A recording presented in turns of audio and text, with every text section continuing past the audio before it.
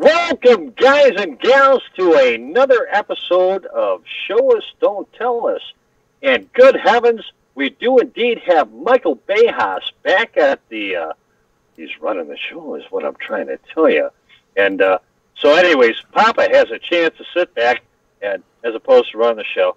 And we do indeed have Michael back, and we all hope to God that Michael's wife is doing rather well. That's why we had missed him last week, even though he did indeed, however, drop in for about an hour or so, which was awesome, because we didn't think he'd drop in. And we just, it's the show's not the same without that handsome Greek dude.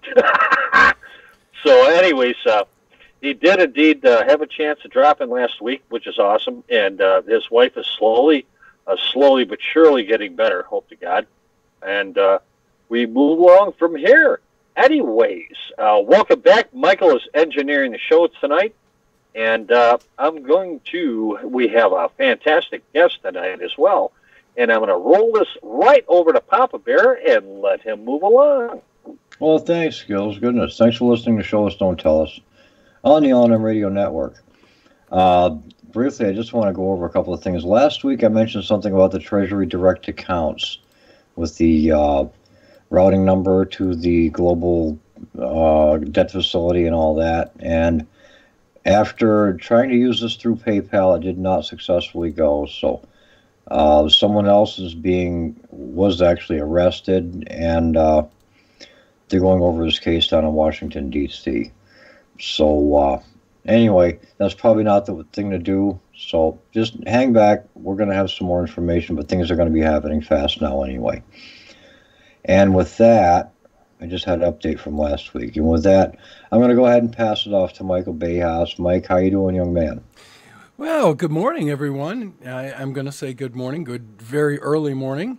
We are now on the 25th of July. And, tonight I am very excited. I know everyone out there knows that I'm a veteran. I'm very proud of what I did. I love our veterans with all my heart and soul.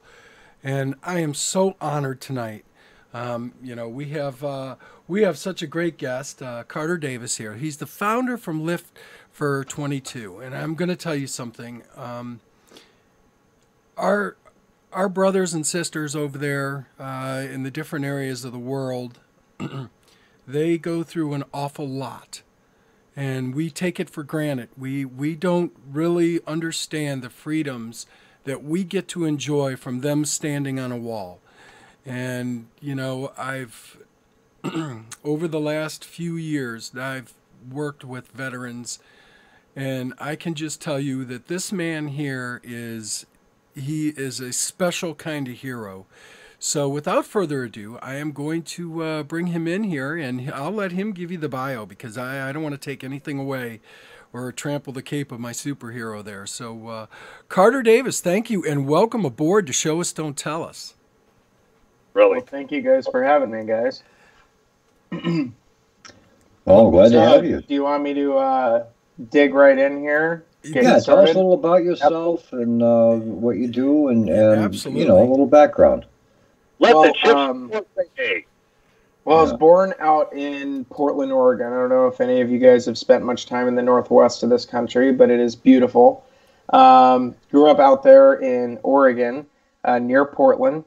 and I decided to join the Navy after being a foster kid for a few years. And then I just wanted to kind of like escape home and join the military and get away and, kind of grow up and learn how to be a man and stuff like that. And ended up heading off to the military. I wanted to be a Navy corpsman because I wanted to do medicine. I had a big passion for medicine. I grew up in a household where, medical was something that was preached all the time, my dad being a biomedical engineer. And so I really wanted to get involved in medicine. And I ended up becoming a Navy corpsman. I got lucky enough to be stationed with 1st Marine Division for my first 4 years of service. I never was lucky enough to serve in a war zone where I could have fought for my country like I wanted to, but I ended up doing the 13th Marine Expeditionary Unit twice, and got to go over and serve other countries by teaching them how to go fight wars and treat patients on the battlefield and things like that. So we got to train the Jordanians and the Omanis and the Qataris and Saudis and all kinds of people how to treat patients in flight and all kinds of stuff like that. Then I got sent to Hawaii because as a Navy corpsman, you have to do 2 tours. You can only do 2 tours typically of sea service, and then you have to do shore duty. So you have to have this seashore rotation thing going on. Right. We're in Hawaii. In Hawaii, I was in Kaneohe. So I was in the east side of the island, over where the Marines are at. That's where I was. That's where I was telling you. That's the helo site. So they have helos over there. Yeah. That's where I was telling you, Skillzzz, that they were originally sending me to. So they do. That's what they do. They'll pull the corpsman, they'll pull the dental techs, and that's where they'll send them to. Lucky for me, lucky or unlucky, it depends on what you want, but. Yeah. Yeah, when my orders were actually to Pearl Harbor because that's where the medical clinic is that like houses our command. But then they tasked me out to Kaneohe. So I actually got really lucky. I wanted to be on the Marine base. I did not want to be on the Navy side of the base. I just had served the last 4 years with Marines. I wanted to stick that way. It was those guys were like my brothers. So for me it was like I didn't want to be on the Navy side. And when I got to Kaneohe, I was Navy side. Like, even though I was on the Marine Corps base, I was in a Navy clinic just, around a lot of Navy corpsmen who hadn't been with the Marines yet, so they didn't understand, like, respect of authority and things like that. So I just had all these shitheads in my command that were corpsmen that just were blue side the whole time. But not all of them are that way. I'm just saying, a lot of them are. But then and it is. It's a whole the time came where I realized I wanted to stay in the military, but I never wanted to be blue side ever again. Like, I knew I wanted to be a corpsman forever, but I didn't want to ever have to come back to blue side. I didn't want to get sent to a ship. I didn't want to get sent to a hospital. I wanted to stay green side forever. And I was like, how the hell am I going to do that? I have to go to recon school. I have to become a SARC. I have to, take that next step and achieve that goal. So I was doing run, swim, runs in Hawaii for 1.5 years. I got jacked. And I was ready to go to BRC. I had just got my eye surgery done to make sure that I had perfect vision. And that was done about 2 weeks before.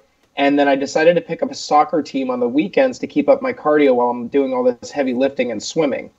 So I pick up the soccer team on the weekends, and I shatter my leg in a recreational soccer match on base in Hawaii, and it's really bad. The leg is really, really fucked up.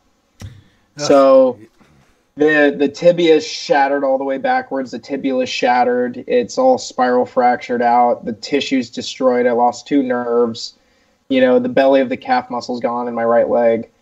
So I end up developing a nerve condition called reflex sympathetic dystrophy. And if you've ever heard of complex regional pain syndrome or causalgia, it's the same thing. But what it is I'm part of a small percentage of people that when you injure a nerve, your brain cannot turn off the pain. So my entire right leg feels like it's in 9 out of 10 pain 24/7. Luckily, I got a spinal cord stimulator implanted in my spine that eliminates the pain signals. But I got out of the service, and after not seeing combat or anything, I had the worst transition of anyone I knew. You know, I was married at the time, marriage fell apart, financial issues, addiction to pain medication, stuck in a wheelchair, having to assume a completely new identity here in the real world. Yeah. Because my identity was 20 years in the military. That's who I was going to be. And now suddenly my leg is injured, and 9 months later I'm being kicked out of the service with no idea of what the hell I want to do with my life. And I'm moving to Los Angeles, which is where my ex-wife was from, and I didn't know anybody. So I'm in a wheelchair. I'm jacked up. I'm trying to figure out I'm going to go to school. And my wife leaves me. And I almost commit suicide that night. And that was when the idea for my organization started. Let me interrupt you briefly. Move your camera just a little bit off to the right. Like that way? The other way. Oh. Well. Yep, a little bit more. Keep going. Going. Keep going. Keep going. A little more. Ladies and gentlemen, and this is how we get our guests to fall for Yeah. Is he just jacking with me? You just jerking me off here? Yeah. No, Sorry about it. Sorry about his OCD. I'm sorry. The flag. Hold it right there. There you go. Carry on. I'm sorry. I'm sorry for the interruption, but that way you have full face view. Carry on. He's talking about the flag too, Carter. He sees the Oh. Spartan flag behind you there, buddy. Dude, so one of our supporters sent this to me of the organization. This dude just fell in love with what we were doing and said, I make these things. I want to send it to the founder of the organization. Hey, can I have your guys' address? I want to send you guys a thank you. And I'm like, we can't really accept gifts, you know? And he's like, well, what's the address that I can send a check for a donation or a donated item? Yeah. And I'm like, here's the address. And boom, this thing shows up, you know? And he made this with his hands, you know? Like, he sent me pictures in the box of him making it for me for the last, like, month. I've got the Iggy, Crazy. I've got the Iggy 6 flag downstairs that one of the veterans made for me. I got my Iggy 6 right here. Yeah, exactly. And of course, having lupus, I've gotten away with like one tattoo, but if I start to get other ones, then it gives me I have issues with the ink, is what I think it is. I'm not sure, but okay. I have to be real careful anymore when you have an autoimmune. I was before I was telling you.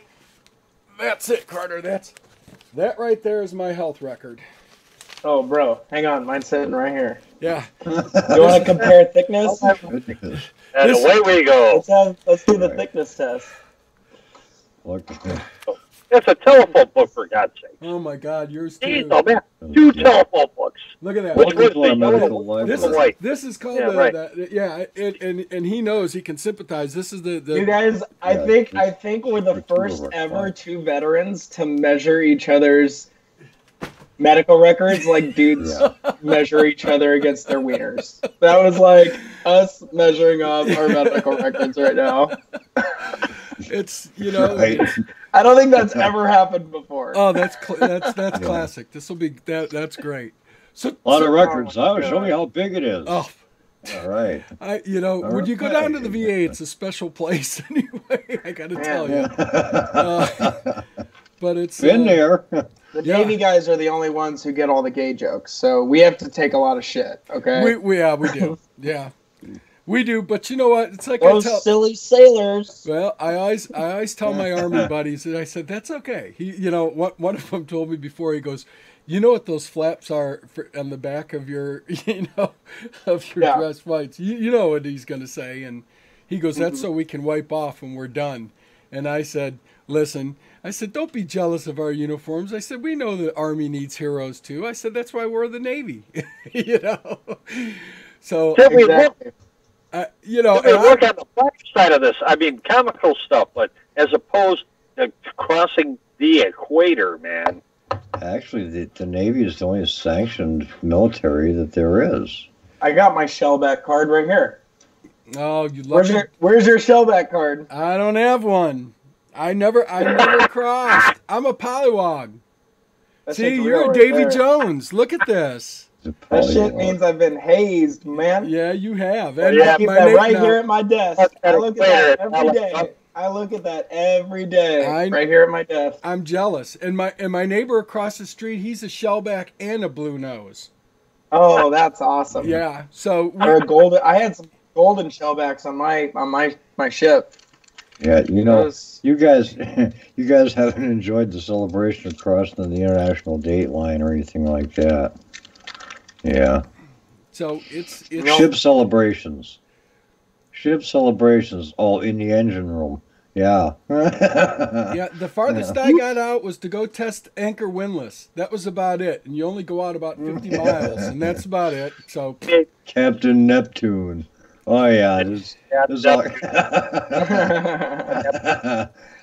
kinds of stuff that goes on there, believe me. The ship I was on, TAD, was dry docked. We were redoing everything. So, other than doing a test, the one lucky time I was on there for that was it. It was moored. Yeah. I got the ship initiation. That's what I got, but we were in dry dock. Yeah. And, they redid everything. So, it's okay. It's all good. In a lot of ways, when you're a veteran, I know, and I'm sure because you kind of answered this yourself, Carter, before, is you've always wanted to do more. Now with the Marines, because both my brothers were Marines. My father was captain in the Army. My stepdad was in the Navy, and my uncle was. My whole family's military. So when you're in, you always want to do more, and a lot of times I wish I had done a lot more. But you know what? We did what we did. We did what we were asked to do, and that was it. So either way, we serve proud, and absolutely. And that's the way I look at it. 100%. Yep. So, but okay. So, go on with the story because I want to hear more of this, and tell us the rest of everything going on. Where did I leave off? The kneecap. I think. Yeah. So I shattered the leg. Get out of the military. And it's just a bad transition. I didn't get into with the VA for 4 months. It took 4 months for them to see me the first time. And I had been out of sleep meds, pain meds, nerve medication, everything, depression meds, everything for like 4 months. So I'm detoxing. So I go through this detox phase where, my wife at the time was like, it's good for you. It's good for you. And I'm like in excruciating pain. It's bad for me to be off pain meds, And so not only am I detoxing, but I'm in pain on top of that. So I'm treating her kind of, not as kind as I could have been for sure. But, she ends up leaving one night and I'm just like, I don't see any way out of this. I'm going to off myself. Well, my dog is sitting there on the couch with me that night and she's just looking at me and she kind of made me break my chain of thinking for a second. Because I looked out the window and I could see these lights, and I knew what that building was. It was the VA, and I'm thinking to myself, I haven't been seen there yet. Can I go to the ER? Am I going to be the veteran that commits suicide 2 blocks away from the VA, where the headline is veteran 2 blocks away, can't even get help? Yeah. So I go in to the clinic. I tell the lady straight up, I want to hurt myself. I think I need to talk to somebody. And she takes me in the back, and they take away my clothes, they take away my phone, they take away everything. They put me in a metal room with 25 other people that are having their worst crazy night of their life too. Yeah, you talk to no one. I'm behind this metal grating, makes you feel like you're in prison, and I can see the physician that's supposed to talk to me through this metal grating the entire 6 hours that I've been there. Chatting on his phone, texting people, joking around with the nurses, and I'm thinking all I need to do is this is my gatekeeper to get me up into the mental health ward so I can talk to a professional. This is my gatekeeper, and this fucker isn't doing his job. And so I spend every hour on the hour trying to get this guy's attention and tell him, look, I will wait 1 more hour. Yeah, I did that for 3 hours. I got to interrupt you real quick. Yeah. Watch the F-bombs is what Mike's going to say. Got it. We're live. Got We're it. live radio. Yeah, we do. We Got it. We could say whatever we Sorry, want guys. when we're on commercial. The veteran came out in me for a moment. I It apologize. does me all the time. It does me all the time, and then they correct me all the time. You can't drop. I apologize, gentlemen. No, you're good. So go on. Carry on, man. Carry on. Well, long story short, I leave against medical advice. I head back home, and I called 2 of my buddies from the military to tell them goodbye. And they both drive from San Diego to Los Angeles that night to come to my place. They rap on the front door, and I open the door, and they're standing there in workout clothes. Now, I've got like a leg brace on. You know, like I haven't been to the gym in a long time. I just got out of a wheelchair. Like I gained weight. I was eating pizza rolls, just kind of gave up on myself. And they looked at me, and the first thing they knew from looking at Facebook and how I'd been taking pictures that I needed to just get my life back together. And the way I was going to do that was by taking care of myself again. Yep. So, you know, they took me to the gym, and they beat the loving crap out of me. Okay?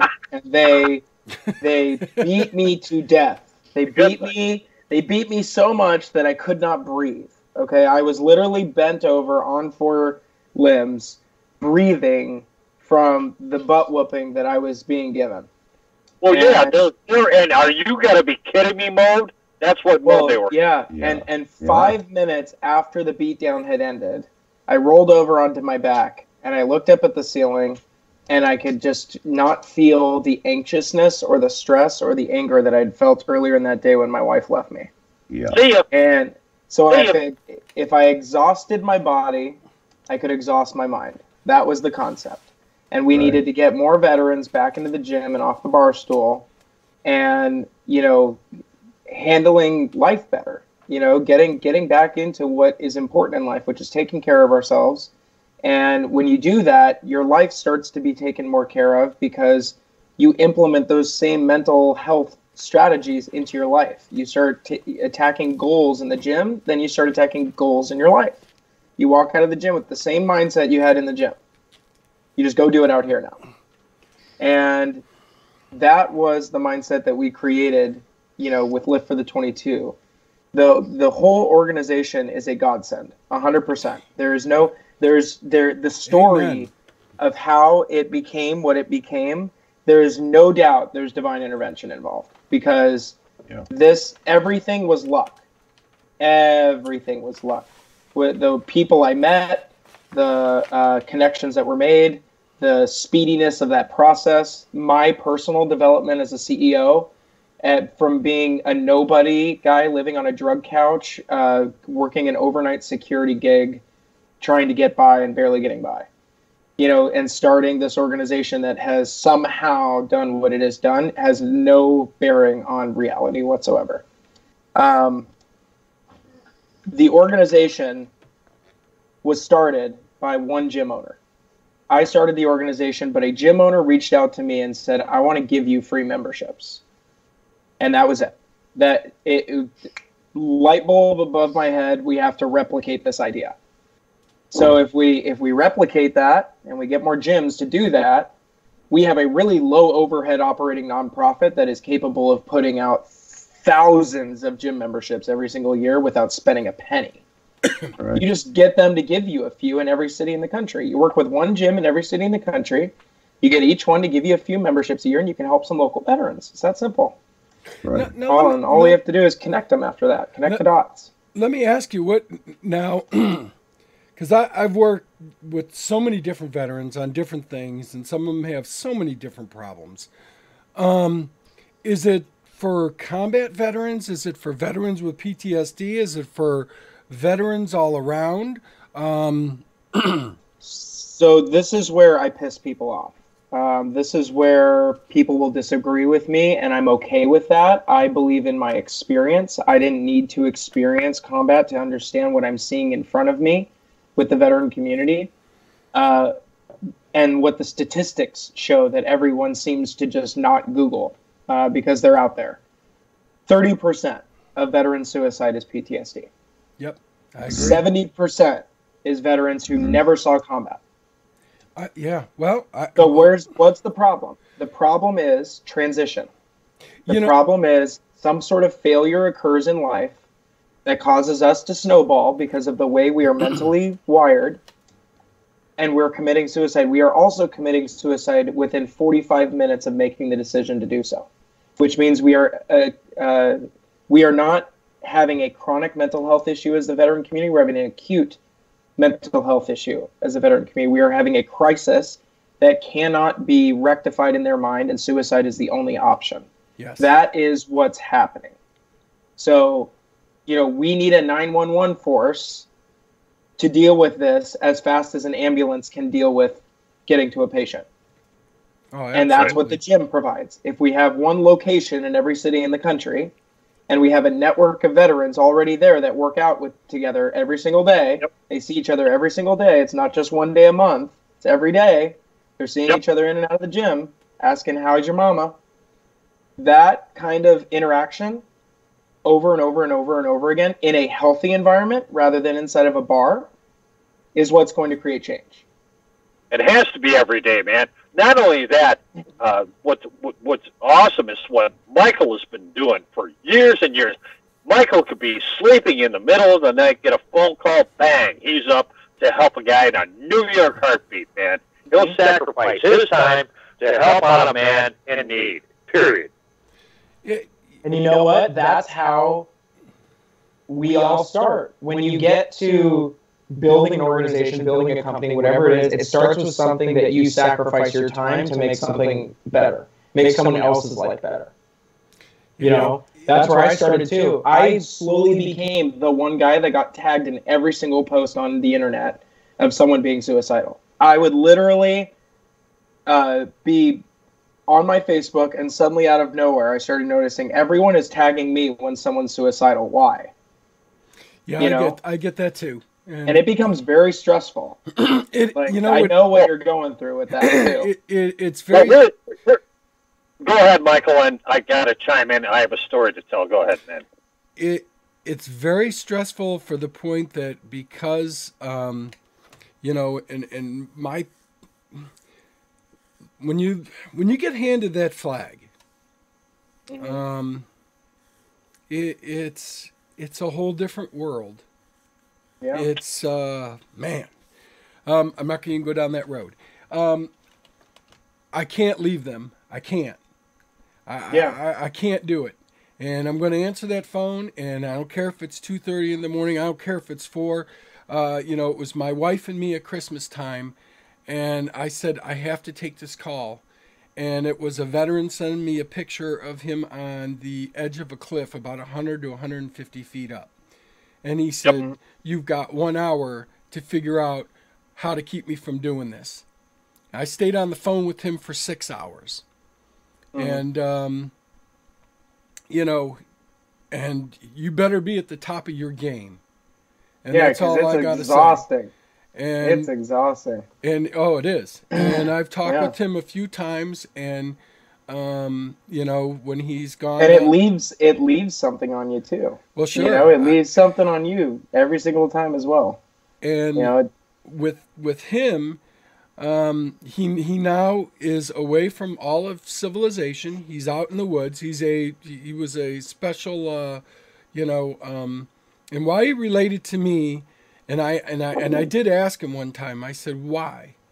And he said, it's because what you told me. And I said, what was that? And he said, it's what you told me that got me talking to you.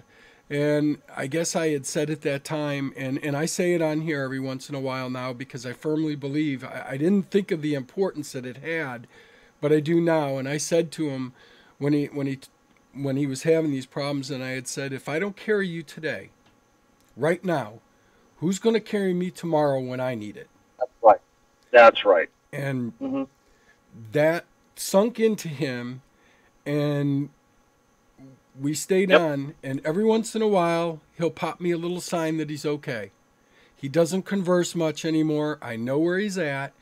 And he's has a good friend that's a pastor, Douglas Ray Gessinger, that is a pastor in his area.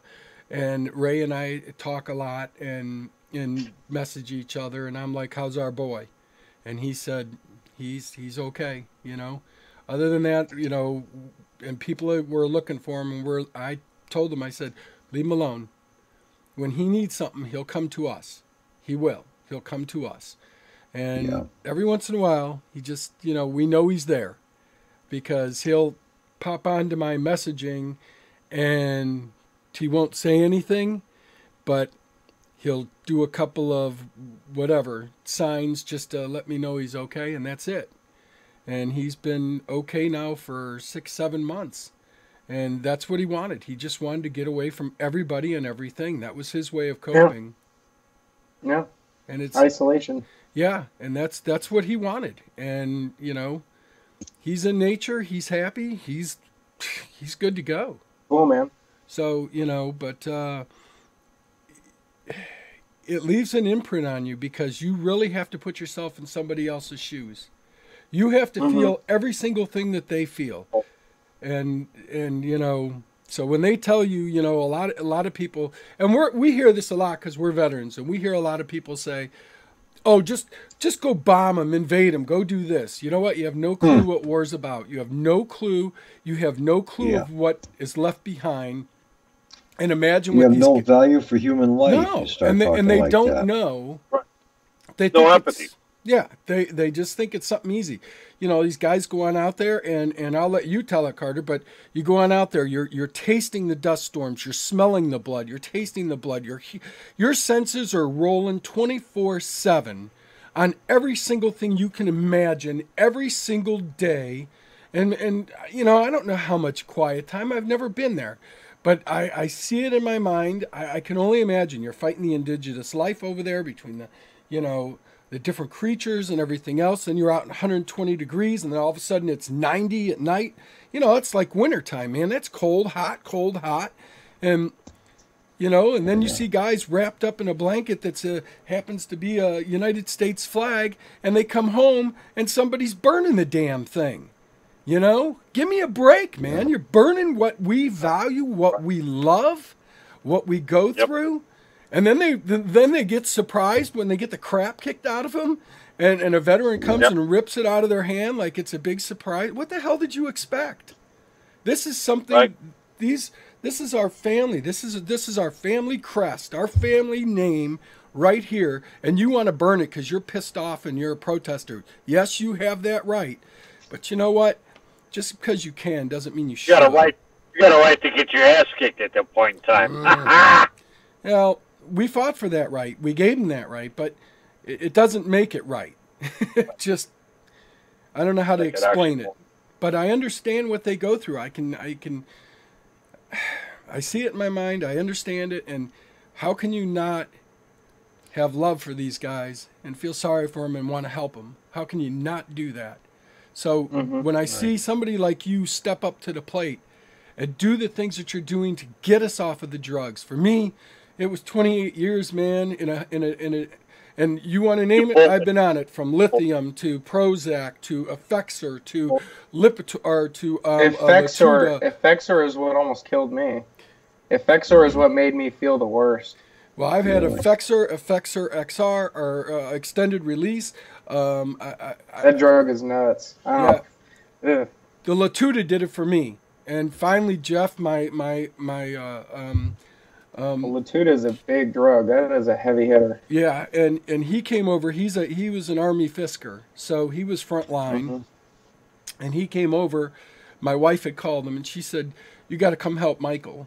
And I guess I got a little too standoffish with the police, which I normally don't do because I'm a big, huge police fan too, and I work to try to get kids off of drugs on top of it. So he came over and kind of grabbed me, and he's looking me in the eye, and I was just glazed over. And Judy's like, "Please, Jeff, you got to talk to him." And he looked at me and he said, "Brother," he goes, "you got to get off of the shit, man." He goes, you got to get off of this stuff. And that was my wake-up call, man. That was my wife going to leave, and that was, you know. Dude, mental health stuff is scary, though. Like, it really does mess with people, and people don't give it the respect that it deserves, you know.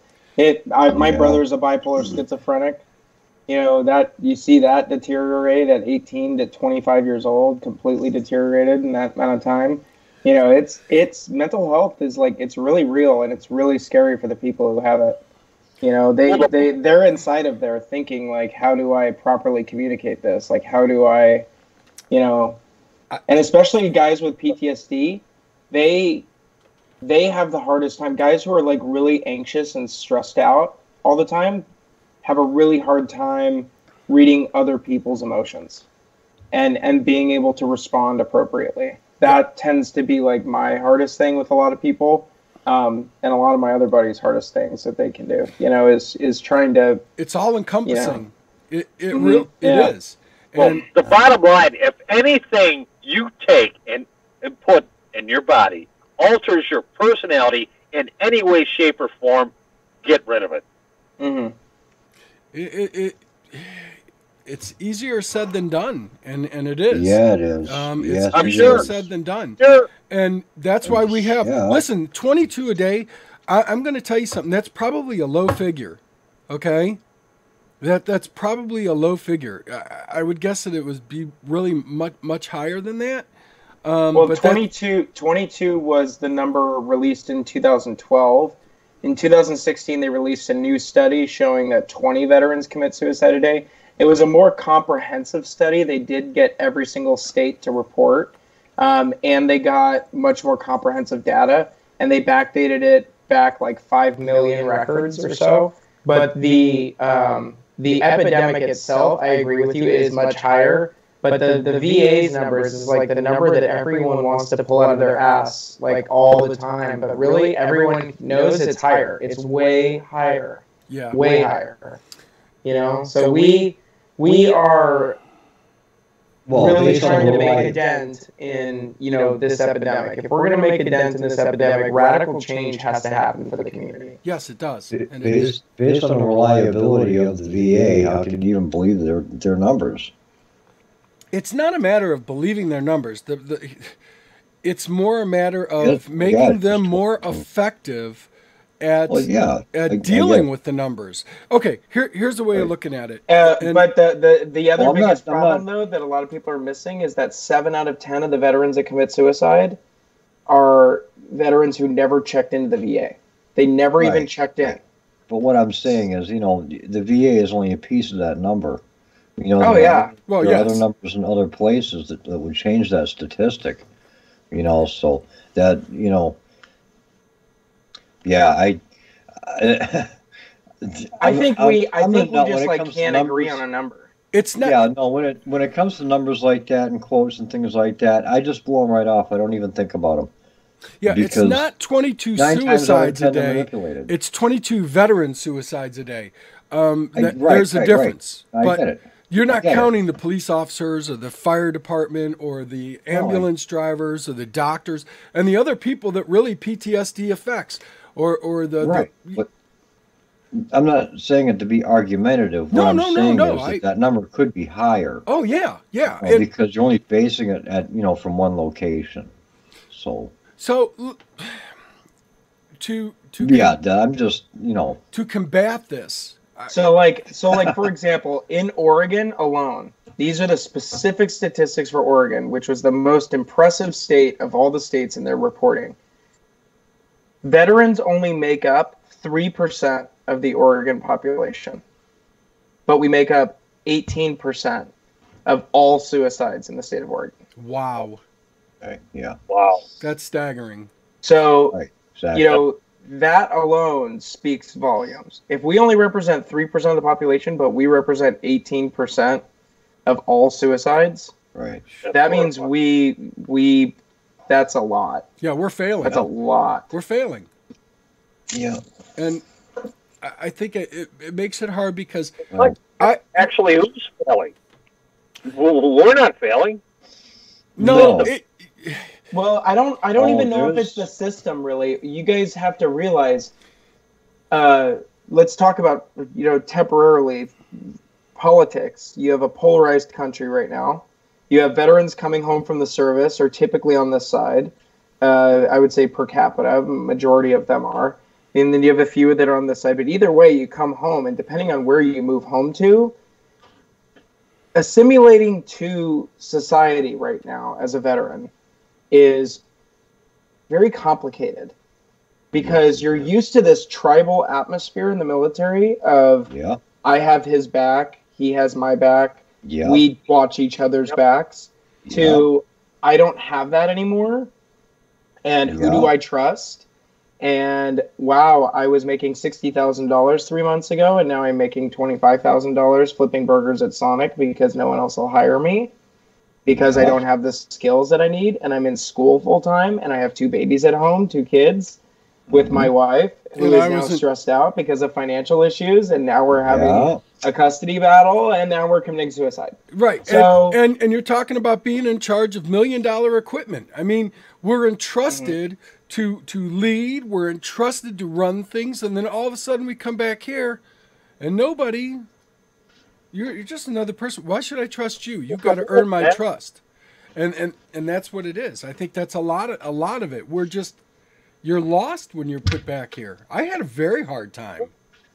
Different world, Michael. You know, I didn't like anyone. That reminds me of a metal job that I got. Like anyone. That reminds me of a metal job that I got. And I went in and I talked with the plant manager. And I told him, I said, I'll tell you what I'll do. You start me at a lower rate. And I'll show you what I can do. And I did. Yeah. Oh, you can hate people here being out of the military. I'm going to tell you, it's just so different. What are you talking about? No, I'm talking about by the time when you get back here and you're coming out of the military, right, and you come back here, let me tell you, it's not hard to hate people because no, you're right. It's very easy. You get really tired of, like, I think the biggest thing is, especially if you're with the infantry, which I think makes us just like really raw in this one piece. Anyone complaining about how hard they have it after you've seen devastation, you've seen what it's really like out there in the world outside of this country, in some of the armpits of the world, it is bad. And you feel so prideful coming home that this is my home. This is the place that I just defended. This is the place that I get to live because I went off and protected it, and this is mine. And then, but it's like you get home and no one remembers that we're at war right now. Or all the veteran service organizations are completely maxed out because the VA isn't accommodating patients in a timely manner. Or all these the suicide epidemic, the drug epidemic, you are 6 times more likely to suffer from a mental illness, a substance abuse disorder, or suicide if you are a non-routine discharge veteran. If you are discharged under dishonorable conditions, if you are discharged under disability, or if you are discharged under disqualification, which is when someone in your family dies and you need to come home and take care of the family kind of thing. Anyone that's separated under those conditions is 6 times higher to suffer from suicidality, mental illness issues, or substance abuse. Yeah. See, I just caught came the out judge. actually. I caught the captain. The captain made a mistake during captain's mast on That's mine. the study right there. Isn't that crazy? I pointed out the American captain's Journal mistake. of Preventative Medicine, guys. The American Journal of Preventative Medicine is now talking about veteran suicide. Yeah. Finally. Yeah, it's about time. So go on, Papa. What were you saying? You're talking about captain's mast? Captain's mast. When I had captain's mast, they made a mistake and they had to pay for it. And their way of paying for it was by giving me an honorable discharge because I caught them in it. Oh. And it was very simple. It was a very stupid thing. He says, where were you at pre-mast? I said, I was UA. He says, well, I don't have it here. And I said, well, then you can't charge me for it, can you? And that blew the whole deal. They had to give me an honorable. Wow. You got lucky then, because usually they just say, okay, that's Did you get Service Connection yet? Yeah. What's that? Did you get Service Connection? What do you mean? Service connected through the VA? Oh, yeah. Good. Yeah, you Yeah. did. I got my VA ID card and all that. I got my VA ID card, but I'm yeah. still not service connected. I can't prove. Today, you have to prove, okay, it's like going over a bridge. First, you have to steer them to the on-ramp. Then you have to take them over the bridge. Then you have to take them to the off ramp. You have to connect it together and say, okay. I took in a copy of my DD-214. That was enough. No, not.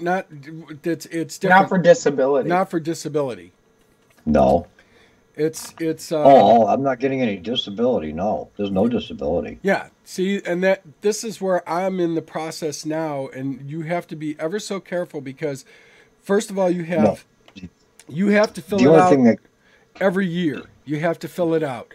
So if it could take them a long time as you're trying to do your disability, and then you have to go back. If you don't do it within a certain amount of time, you're never going to get it. And have you talked to the DAV? I talked with Dad. Yeah. Social Security declared me disabled. So no, I'm going to have to do it through an attorney, but I can't do it. And we have attorneys that are here that will do for your VA disability.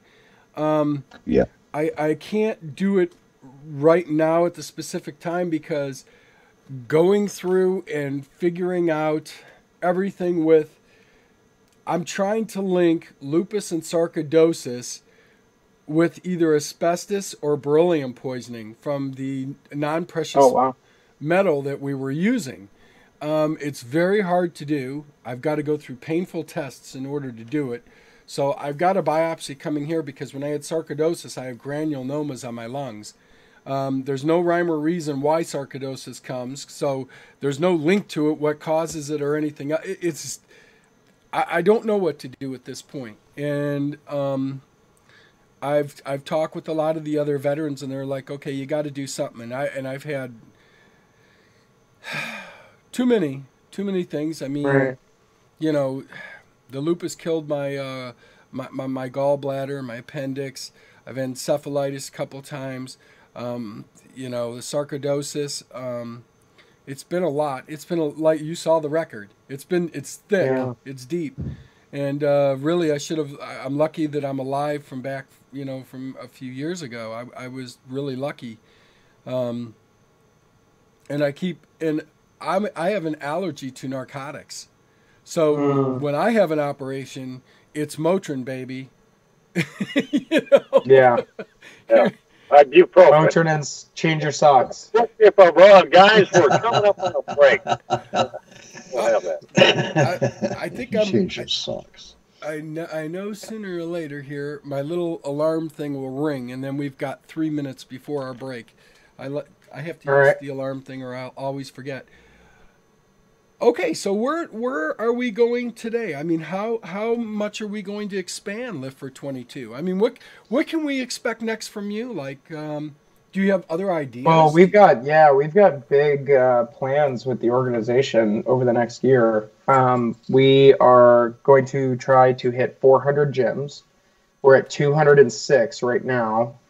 We're only 18 months into operations, and we've been able to pull that together. So we're pretty excited about the next year for sure. We have a 41 gym partnership here in Chicago coming up with Export Fitness. I'm trying to get with In Shape Fitness out in California for 70 facilities. I'm working on one with EOS Fitness, which is 8 gyms in the Las Vegas area and another 10 gyms in the Phoenix area. So we've got, quite a few big partnerships coming up that are going to really expand our membership base and our ability to output. We're looking for an executive director for the organization that we can pay full-time to run the operation, because I'm in nursing school, so I'll do a piece of Lift for the 22, but I'm not going to run this organization forever. I have a few other business ventures I want to look at now that I've been doing this. I'm excited about what this has taught me. And I want to transfer that into something that's going to be an opportunity for me long term, because the nonprofit world isn't where I see my future. I want to give this to someone who really knows how to grow and scale something in this magnitude. And I don't think I'm the right person for that. Long term, probably once we hit 400 to 600 gyms, that's when I'm probably going to need to start passing the torch. Once we get there, I'm going to graduate nursing school probably around that time. And then I'll be starting a few other businesses that I'm not going to talk about right now. No, that's great. Hey, will you stick around and join us for the next hour? Yeah, I can stick around probably for another 10 to 15 minutes after the break, but then I got to get some sleep. I got class in the morning. No, absolutely. Listen, we're so grateful that you're joining us. Listen, we're going to take a break here on Show Us, Don't Tell Us. And I'll tell you what, we're so blessed to have Carter here from Lift for 22, Carter Davis. So I can't say enough of the great things that are happening. And we'll be back in just a few minutes here. And as soon as I find out what I just did with all my music and where's my... Oh, there we go. You know what? Why don't we start with a new beginning here? And we'll be right back. We'll be back in a jiffy.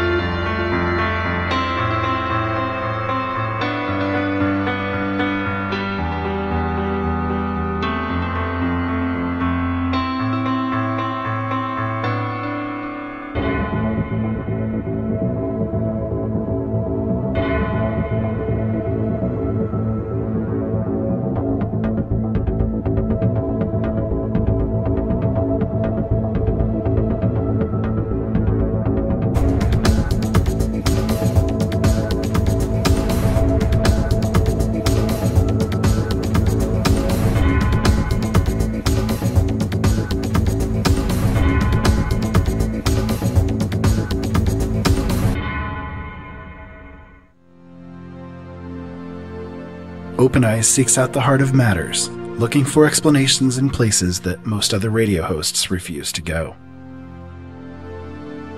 No subject is forbidden, and nothing remains hidden.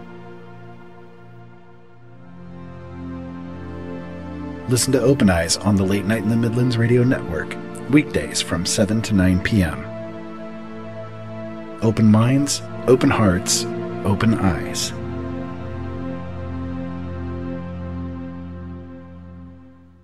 The L&M Radio Network and Late Night in the Midlands depends on you, the listener. Without you, there would be no us. So help us continue to bring you the best guests with the best information and subscribe today. Information on becoming an L&M subscriber can be found at the top of LateNightInTheMidlands.com. Just click the About Subscriptions tab and become part of the family while helping the truth stay alive. And while you're at it, maybe subscriptions aren't for you. A one-time donation helps as well. Click that donate button on the right side of latenightinthe-midlands.com and help us help you. Have you ever heard of Audible? Audible is a website with hundreds of thousands of audiobooks. They're all high quality, easy to listen to, and, best of all, if you take advantage of a special deal that we've worked out for you, you can get one for free. That's right, a free audiobook of your choice in any genre, simply by going to audibletrial.com/openeyes and signing up for the free trial. It's simple to do, and it would support the shows that we bring to you, and hey, you get a free book out of the whole thing. So why not take advantage of it today? Go to audibletrial.com/openeyes and sign up for the trial.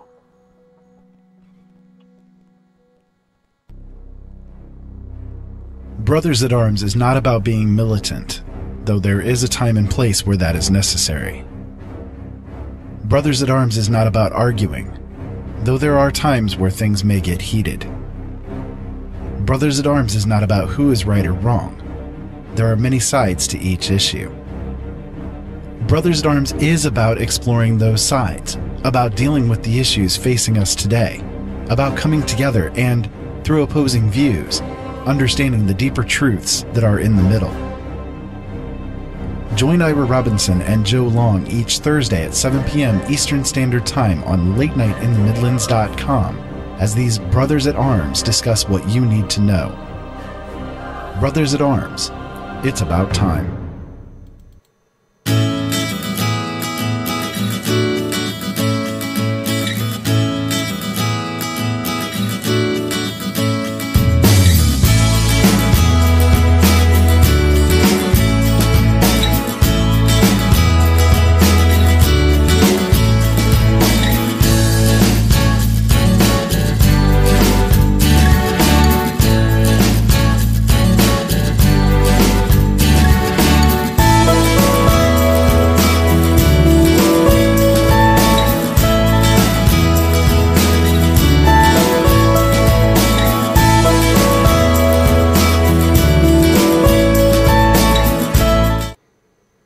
And we're back.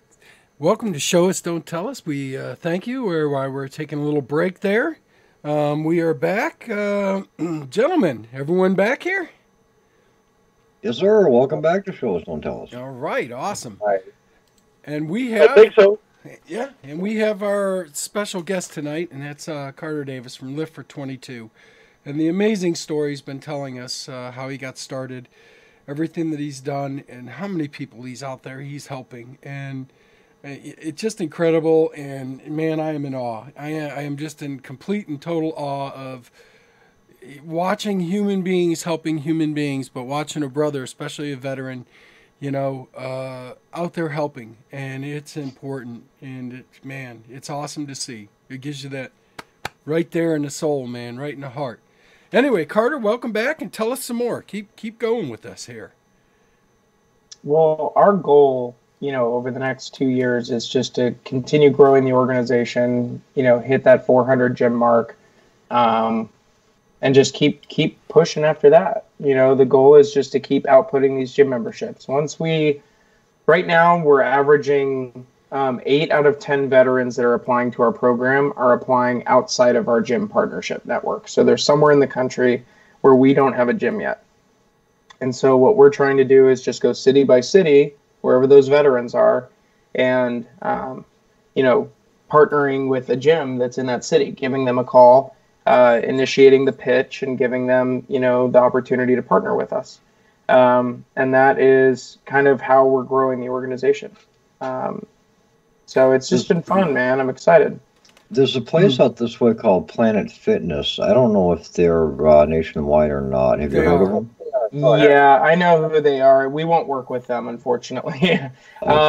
They mostly will not take a paid in full membership. They won't work with us, is actually how it is.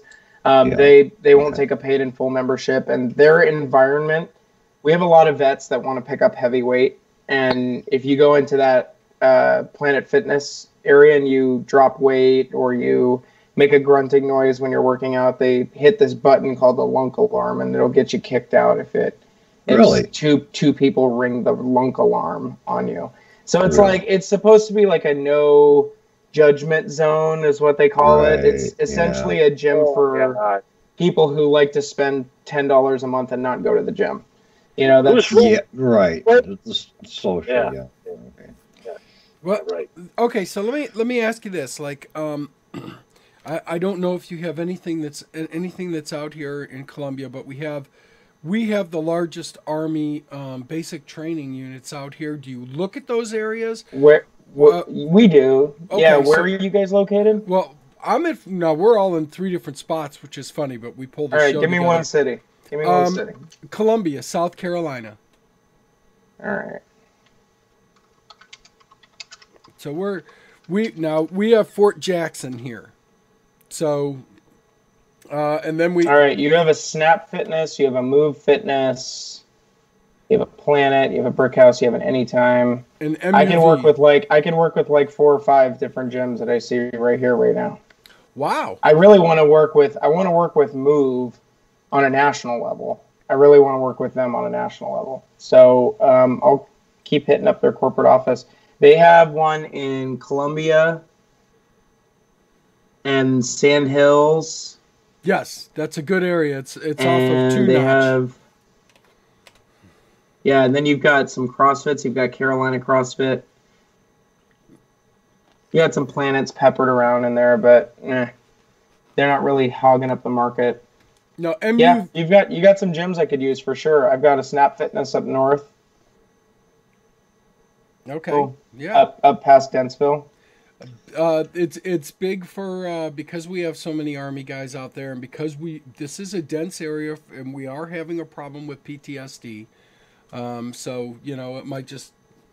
I thought I'd throw that out there. Now, of course. Yeah, shoot me a text first thing tomorrow, and I'll add one of these gyms to my list that I have on my Google Drive document. Perfect. All right, next city. Yeah. Papa. Cleveland. I've got a couple Cleveland CrossFit gyms that I want to work with. I've been looking into Cleveland recently. Yeah. All right. Actually, I'm in Maine. Okay, I've got Portland, Maine. Portland? Yeah, that's about 60 miles. I've got Gold's. I've got a Gold's over there Gold's that I Gym, like. yeah. Cleveland Gold's Fitness Club, King's Gym, Lifetime Fitness, Old School Iron Gym. Ooh, I like the sound of that. I want to look at him. He's got a 4.7 out of 5-star rating with 25 reviews on Google. Oh yeah, his gym is nice. I want this one. I want Old School Iron. Yeah. Oh, this is good. This is a good gym. I could probably use a gym. 5'9", 130 pounds. Well, at 52 with soreness and joint problems and everything, it wouldn't be for me. But I'd love to help veterans get in there. My days of heavy lifting and stuff are over with now. So, man, this looks like one of those big old school iron gyms. Yeah. The only hitch on my end is I don't have PTSD. You don't need to have PTSD to have a gym membership from us. No? Oh, okay. Any veteran can get access to our program. Any veteran. Okay. Isn't that awesome? That, to me, Awesome. that just says how wonderful the program is. It's not limited. It's giving everybody a chance. And that's, man, that's just awesome. I mean, so anyone who applies to the program already took that step. They already took that first step of saying, I want to do that. And so anyone that applies, I think, has a right to show me their medal. Yeah. You know, show me your medal. Show me your change. 12 weeks later, send me a profile pic. Send me a new picture. Right. You know, in the mirror. I'll compare them. Not a nude picture, a new picture. A new picture. Like every 12 weeks, send me a new picture. Nobody want to see your old... You guys. I don't want your nude picture. I couldn't help myself. You got to do more squats. You got to squat more. That's what I do. I do squats. You got to build up those legs. That's what I've been doing. I'm 59. You know, I mean, I got some coming back to do. Yeah, that's what I've been doing. I've been doing squat. Yeah, you got to build up those hammies. Yeah, chicken legs. You didn't catch him. I could just see Papa with like 225 pounds on a squat rack, just straight down, pause, straight up. Dang. My kid's got Walk paws. out. Unbelievable. Oh my God, this went really bad. You guys want to see something cool? Do you guys know much about? You guys use Instagram? Yes. No. Well, you guys should check out Real World Tactical on Instagram. His name is Tony Santamat. That guy is the most fit individual on the face of the planet, hands down. You watch this guy's videos and you're blown away. There's a guy here, Jeff Rhodes, and he's okay. He is 100% disability veteran. He's the one I was telling you about, the one that came to me. He has a TBI. He's and of course he's paying for his own gym membership now. Let me tell you, that this guy is incredible. He runs the Spartan races. You know what the Spartan races are, right? Look up Jeff Rhodes. Okay. Jeff Rhodes. Real quick story. The World Championship Spartan race in 2015 was I beat my injury moment. I got out of a wheelchair, off of a full leg brace, and ran a 16.1 mile World Championship Spartan race in the hills of Lake Tahoe with a 9,000 foot elevation climb in the first 4 miles on a fire break, and I completed it in 7.5 hours. And that was I beat my injury moment. So yeah, Spartan races are hands down the coolest, most awesome way to challenge yourself. They are amazing. Look him up if you get a chance. Huge fan. His name is Jeff Rhodes. It's GEOFF. Okay, Rhodes, RHODES. Jeff is an animal. Oh my God, he is just an animal. This guy, he's sick. I think at one point he was top 20 in Spartan race, I believe. I have to take a look at where he's at. Or OCR Racer 75 is what he goes by on Twitter. Oh, he's crazy. Yeah, I've seen this guy. Yeah, that's Jeffrey. That's my buddy. That's my brother. Right on, man. Yeah, Jeff saved my life. I mean, right on. So you know, when I was doing sheet metal, they considered I was fit. You know, I'd fit where most of the guys wouldn't. Yeah.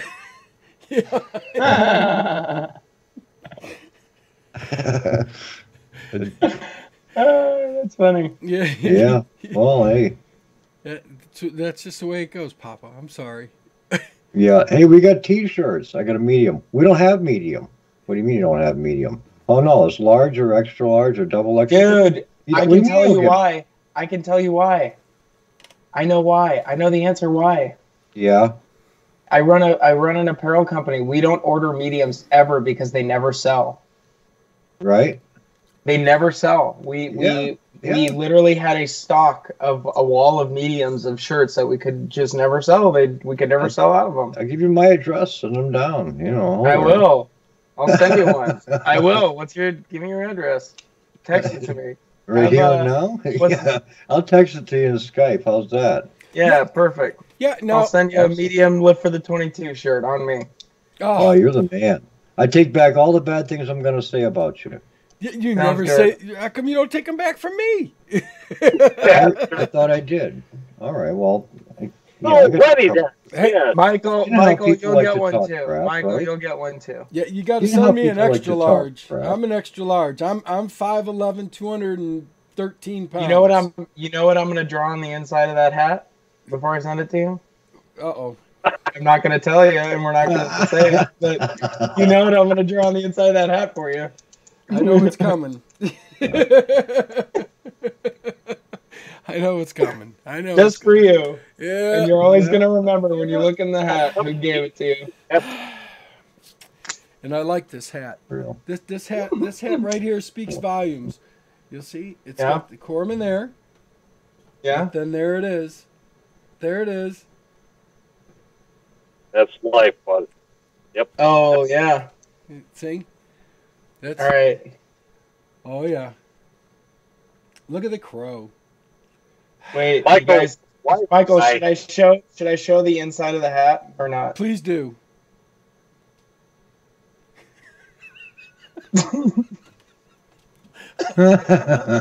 All right, Richard. No, I knew that was coming. I You knew it was That's what she coming. said. Every single hat in the military has one inside of it. I've got That's what two she that said. don't. You know, I've got two that have escaped. Matter of fact, I'm going to go get it because somebody has tried to get mine away from me. And Wait, it's know never- what? You know what we used to do in the BAS, real quick? You know what we used to do in the BAS? If we found your hat laying out, we'd draw one of those Oh, in yeah. it, and then we would soak it in alcohol hand cleaner, and then put it in the freezer. In the freezer. Yeah. Yeah, you'd find it in the medical freezer, Yeah, just stiff as a rock. find it in the freezer section. Okay, you There ready? you go. I popped that in the message there, so whenever you get to it, Now, it'll be in don't front worry of about my Perfect. name badge. I kept Awesome. that. Thank you very much. I appreciate it. I kept my name badge on my hat I'll wear it out. so I Sounds wouldn't good. lose Wear it. it in. I'll wear it out. I'll, you know. Oh, great. I like pocket T-shirts. You know what I There mean? you go. You know where that is. Because I got this nasty I've never habit. been there, but I know where it is. I got this nasty habit called smoking, and I used to do that. I was on 2 packs a day till I bought one of those vapor pens. yeah, and I got a bike, you know, and I like to carry them with me when I'm on my bike. No one found this hat, baby. No one found this hat. This, Lucky you. yeah, I got lucky. No one found that hat. Although I did find in the freezer my our dungarees. They somehow managed to get my lock open, those SOBs, and they shoved them in a 2-liter bottle, filled it with water, and put it in the freezer, and it was ice. So I was like, okay. It literally took forever to get it to thaw out. I used to wear ball caps all the time. Mm-hmm. All the time, except in the winter. Then it was a ski hat, you know. Back. But lately I found these things, these little head covers here, Mm-hmm. and works for me, Yeah. right? Except I you can't dig wear it. those in the I military. wear it on my bike, you know. It's cool. It just keeps my hair down. If it gets a little long, it's out of my face, you know. Well, you back in the day, during like in the 90s and stuff when I was in, it was the Dixie cups, and they just started allowing you to wear the ball caps, and it was just at certain areas I'm and listening. stuff. So When I enlisted in '75, they just there stopped it the is. Cracker Jacks. Look at that, man! Is that not awesome or what? Yeah, when I went in, they had just discontinued the Cracker Jacks. That, Oh, dude, Slide we together. we lost the we had the whites when we first got in, yeah, and the Johnny Cashes, but they got rid of Well, yeah. those. they got Yeah, rid well, of I had them. the whites, They're gone. but I had the uniform hat. There's I no more had the dental uniform technician. hat instead of that one. Right. And yeah, There's no more they- dental technician either. It all falls under corpsman now. So Yeah. there is but no I more. was a fireman. Yeah, we had corpsmen that went to dental school after. They got dental hygienist jobs pretty easy when they got out, too, yeah. if they did the extra schooling. I was a fireman though. Mm. Awesome. You were part of damage control, baby. Well, worked everyone's in the always part of hole. damage control, really. So I worked in the hole. yeah, I was in the engine room. Oh, dude, that's the hottest area of the boat. The reduction gears, not the boiler. The reduction. That's gears.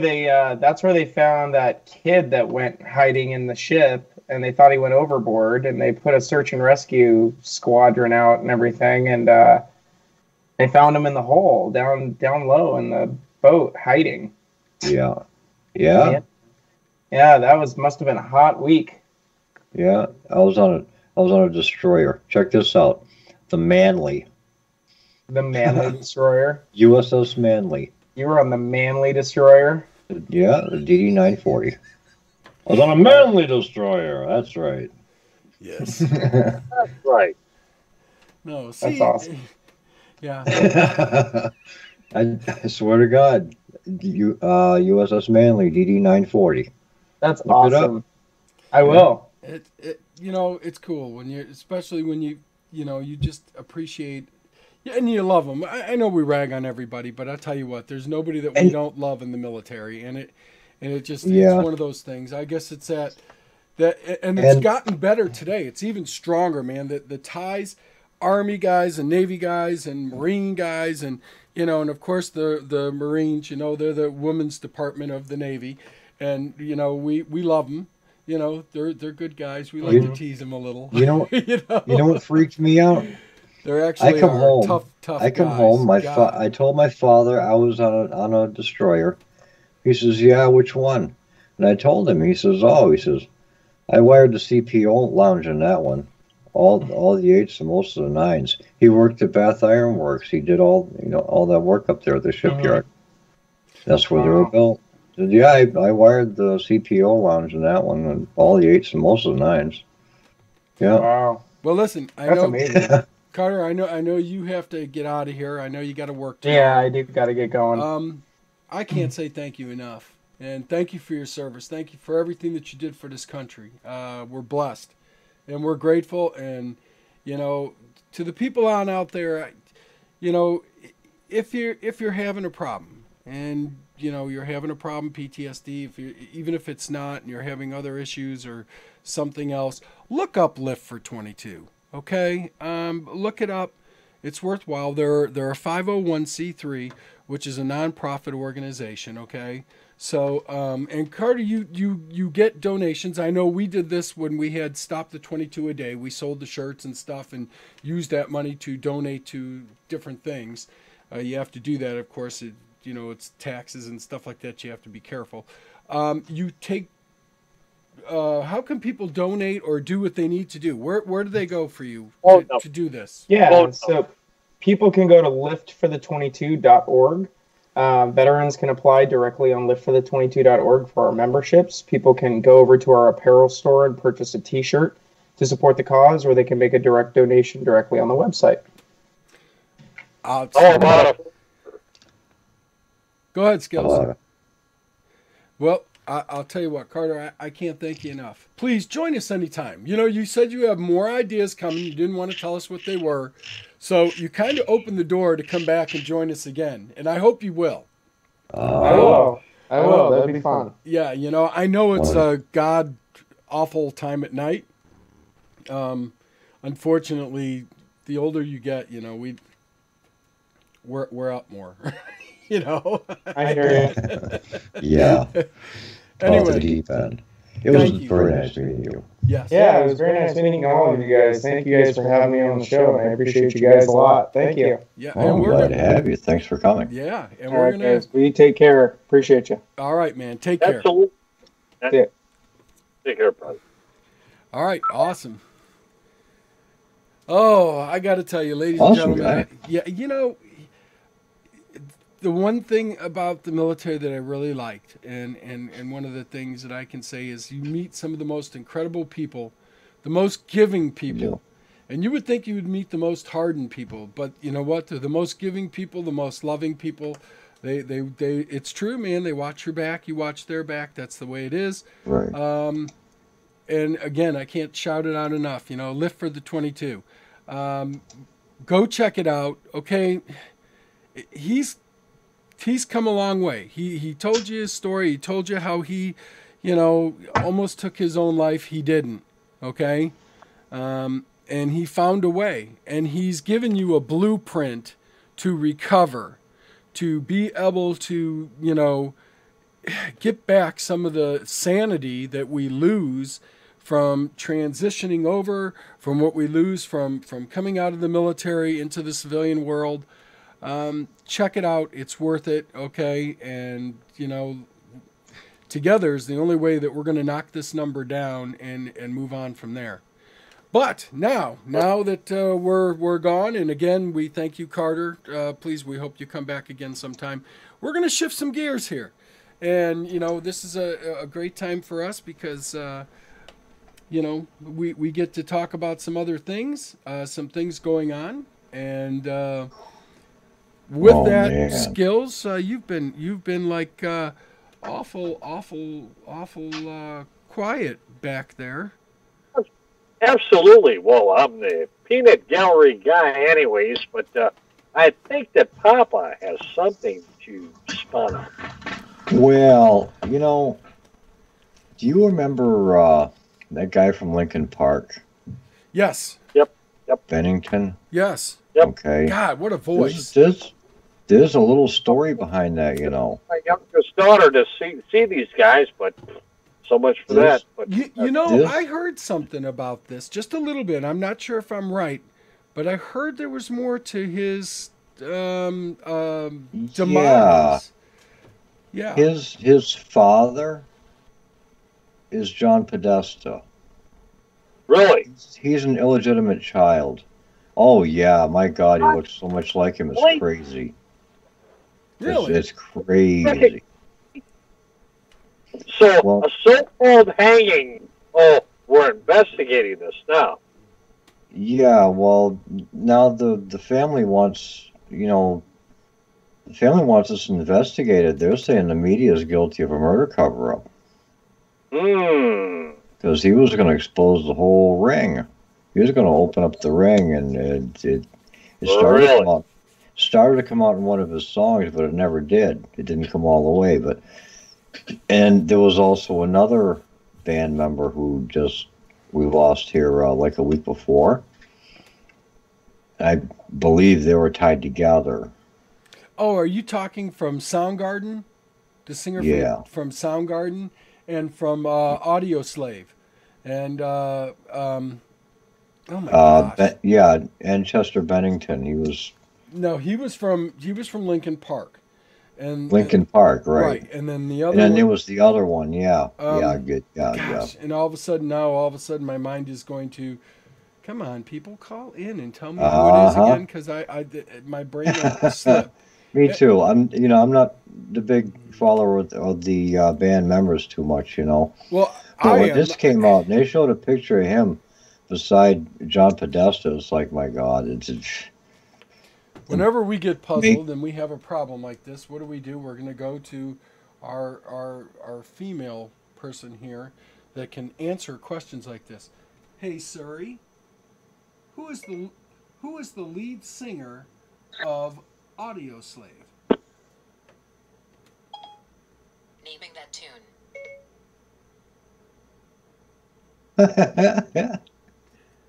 Hey, are they asking you to sing a tune? Yeah. Please sing a tune. I can't seem to recognize this song. Gotta love Siri. Are you singing to that thing? I know. Hey, Suri, who is the lead singer of Soundgarden? Hang on, let me listen. Now, she's going to play herself music now. She's not helping me at all. Is this one? No. I can't seem to recognize this song. Yeah, I know. You're trying to listen and it's not going to happen. Okay. She's lost. Yeah. Sorry sucks. Yeah. All right, so now we're at Safari. Let's see. All right. So I'll do it this way. That one started. Because it's totally slipped my mind. And it's worse because you really like... Okay. That thing Chris is nuts. Cornell. Chris Cornell. There we go. Okay. Oh, okay. Yeah. Chris That's Cornell. All right. Give me a second here. Yeah, thanks, Siri. Yeah. Oh, my God. That's it. Would you worry about that thing, like, listening in on you? And There's all if she kinds can figure of stuff. that shit out, you think she's going to Oh, figure yeah. out something listening in on me? Please. Well, we connect that with our daughter. It's like, please place a call to Nicole if she accepts. All of a sudden, there it is. Yep. Within her house. But you got to look at this thing. It's like, hear no evil, speak no evil. I don't know.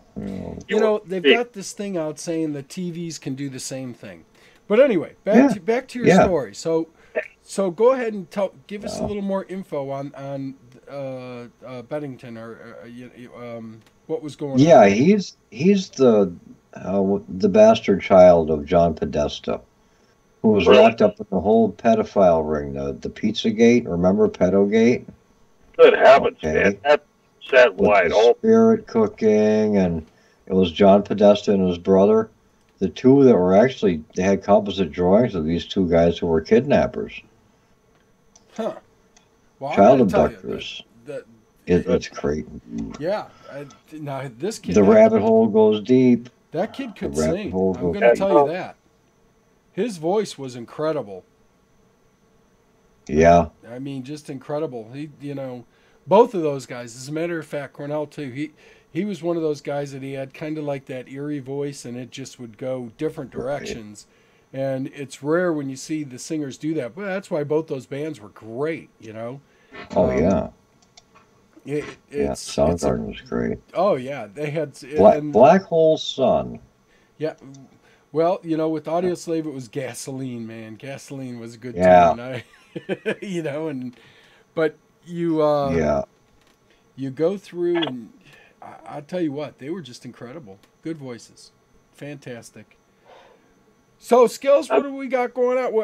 How are Indians doing? We're getting to that point. It's about 1:30. Good heavens, we have won 4 in a row after the downslide and after the All-Star game. We were flat. See you. Good night, Gracie. Only lost 3 in a row. The Indians haven't lost 4 in a row in a couple years. However, 3 in a row at the most, and it wasn't pretty, man. And it's like, we lost 3 in a row. Are they going to lose 4? No, we won 1 and then lose a couple more. So we were indeed on a downside. However, we have swept the Toronto Blue Jays, and we beat the Reds tonight, a National League team locally here in Cleveland, Ohio. And what's really cool is we've had sold-out crowds over the weekend here in Cleveland. 34,000 fans, and that's panned out so very good, man. So finally, because they've had the worst time trying to win at home, as opposed, and they've won the most times, I should say, and away. But what it's like, well, let's bring it home, boys. Let's bring it home, and they haven't done Taka. Yes. Kaka might be the word of the night. However, where are we sitting? Team. Go ahead. Where are we sitting now? We're still in first, are we not? Well, yeah, absolutely. But I mean, geez, man, they ought to be carrying this SOB away, man. What are we up by now? How many games? I believe it's a game and a half. I believe I'd have to double check it. Kansas City, I believe, is on our hind on, and the Minnesota Twins are just a little bit behind them as well. And folks, that's becoming our new tradition. Why I'm doing this is right around that 1:30 mark. I want to ask Skillz what's going on with the Indians, because all of a sudden he perks up and wakes up, gives me all the good info and everything like that. We got our did we not get we got our pitcher back? So tell us what other who do we have coming up next, and how is our team health wise now? Let's see. We have Kipnis out, Chisenhall out.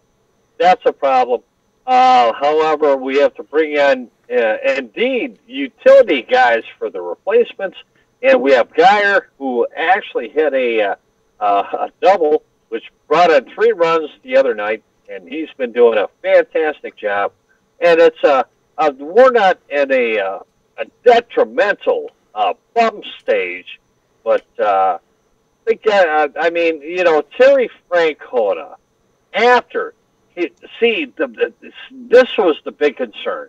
Terry Francona had to leave the team because of heart issues. All right, so now he was manager pretty much of the year for the most part, in regards to coaching the All-Star game. Now, he couldn't do it because he had heart arrhythmia. Right. They had to deal with it, and he was out of the game. He was out of the game for about a week, and to the point where Terry could not go to the All-Star game, even though he was the manager to be there. But his right-hand man, Mr. Mills, he's been friends with for over 40 years, continuously, is always Terry's right-hand guy, managed the American League and the American League One. All right? So Mr. Mills has done a fantastic job. So anyways, Terry's back in action. And one thing that Terry Francona has always said, he coached Boston, and then he came to Cleveland. One thing Terry always says, every frickin' game, it's almost like this radio show, like Papa Bear told me, before a radio show, he has anxiety. Terry says before every frickin' baseball game, he deals with anxiety every frickin' game. He does. See what I'm saying? Yep. Yeah. But the thing is, before the game, it's an issue. Once it rolls, you're in it. Once it rolls, you're in it. Exactly. It's that startup point. It's always that startup point. It's like, how am I going to lead in? How am I going to lead in? How am I going to start this out? And it was a challenge for me. I get anxiety every time. I know. It's funny because I'm sure I don't know if Michael does. I'm not going to talk for him or speak for him in regards to that. Yeah. But you don't get anxiety. Shut up. No, I get on there and I don't worry about it too much. I don't know why. And I guess that's because with everything that's going on, in between all the different things that I got going on, anymore the anxiety, I have a lot of it under control. Right. I've been writing a book. I'm in the process of trying to write a book, and I'm doing it slowly. And I don't know what I was having bad anxiety. My anxiety comes from such disarray of different things happening and all happening at once. So when I get overburdened, then I look for an outlet. And of course, the radio show's always been a good outlet for me. It's relaxing and everything like that, especially being on with you guys, because we have such a good time. And I enjoy it immensely, And but I started writing this book, and I'm doing it completely out of the norm. What I'm trying to do is it's called Inside My Head, and it's going to be a book on and right below it I have my other part of it, which is faith, the knowledge and belief of an existence of a highest power we cannot put our senses on. I'm trying to get people. I'm not writing it full detail. I'm giving basic events that happen in life as to why and how I can control this anxiety and the different things. And then I can go into detail on the second part of the book.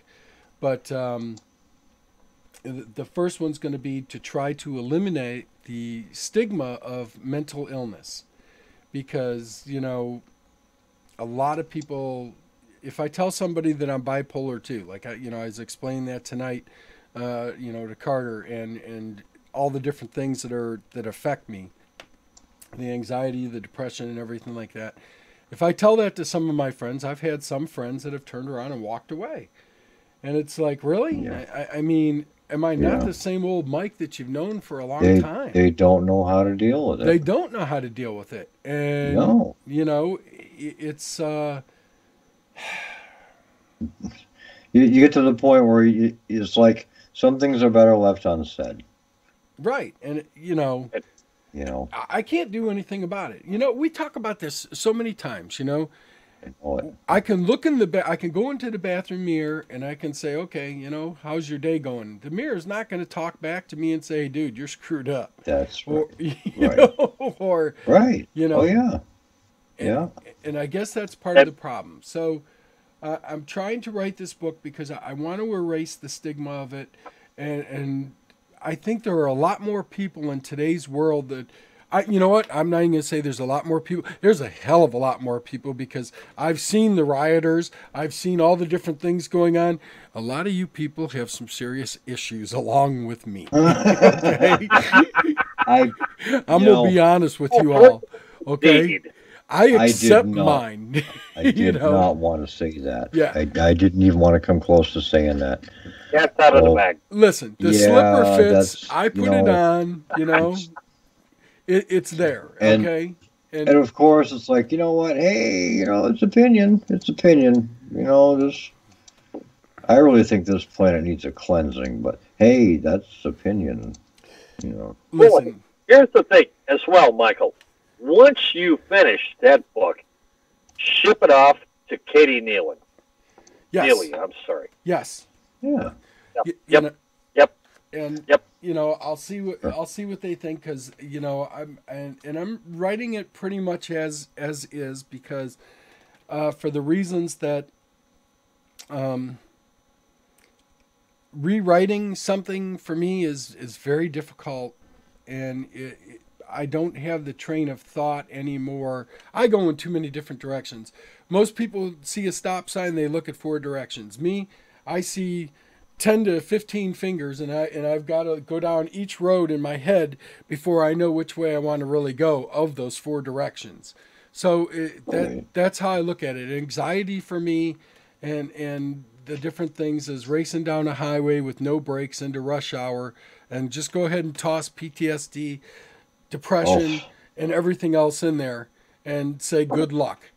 That's fun. You should have seen me bailing 50, hauling a car behind me on my wrecker with no brakes. It was great. Yeah, hauled them all the way home. Yeah. I stopped part way. He said, "What's the matter?" I said, "I think I blew a brake line." I said, "Yeah, I blew a brake line." I said, "Just hang with me. We'll get it there." He was more nervous than I was. And it's I understand. I have, but I was towing his van home. That's when I lost my brakes. Yeah, that's not fun. But, you know, that's not fun at all. Yeah, that's downright scary. It was fun though, you know. The old tow truck, it's 4-gear. I could slow it down with the tranny. So can a wall. It was good. You know, it was a fun truck. It really was. Yeah, but you know, it's knowing you have a problem and dealing with it and living with it and admitting it and trying to do something about it is a lot better than trying to hide it, because that just creates more problems. And right, yeah, you know, so exactly. I've got my flaws just like anybody else, and I deal with them. And no, yeah, yeah, that's the way it is. So you know, we'll go from there, and we'll see what they think, and if they don't like it, they don't like it, and if they do, then you know we'll see what it'll do. But I hope I can help somebody.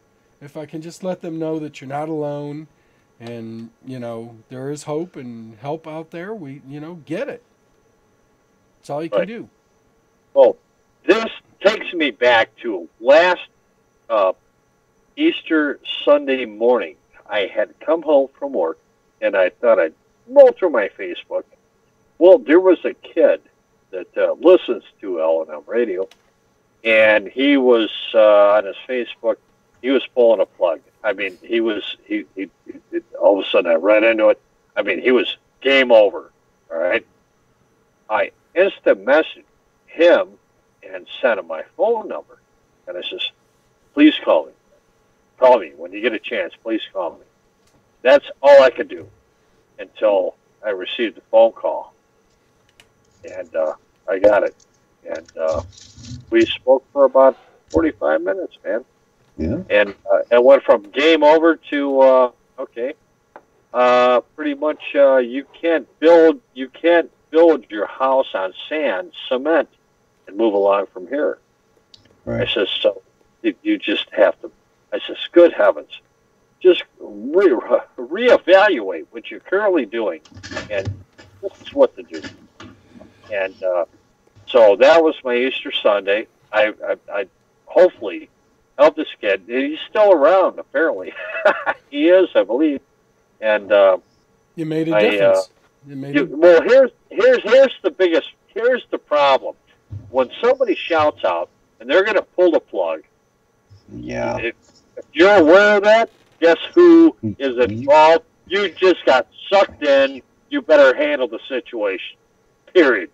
Yeah, you need to pay attention to that. Yeah, and you better be on top of your game because, and that's, like Carter and I were saying, you have to be on top of your game.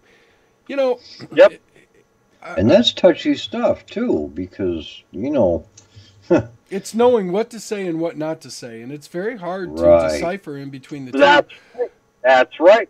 and that's why I say it's touchy stuff. Yeah, absolutely. And, I did want to mention I lost a classmate, and he was a couple years younger, Steve Gallo, and Steve was this incredible hockey player, and I mean, oh my gosh, he was a bruiser on the ice. I mean, just an absolute tough as nails animal. Nicest guy in the world, though. I'm going to tell you, he had a huge heart. Okay, and yeah, he's from North Olmsted, and I don't recall him. Go ahead.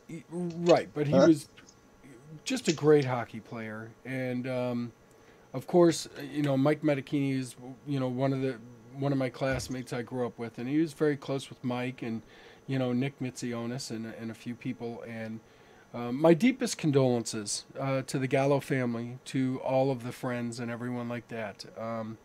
It's always hard when you see your classmates die, and I've seen a bunch of them pass on in the last 5 years, and it saddens me all the time. But and we all have our demons, so don't be so quick to judge. Don't be so quick to throw each other under the bus or anything like that, because I guarantee you, we all have our problems. Things might look rosy and everything else, and you post up all the pictures on Facebook of all the great things that you're doing, but that doesn't show you exactly what's behind the scenes, And anyway, our deepest condolences to the Gallo family and everything, and what a great, tribute he paid to playing hockey and on the ice, man. He was something else. Okay, moving right along. We've got some different things going on that I've been watching in the news and everything. They're working hard. Here's what I've been looking at lately. It seems as though that the deep state, if you will, is going to lose control over Trump. Sessions is no good. Can't defend him. No. Right? So why is he going to have an attorney general that can't defend him? Right?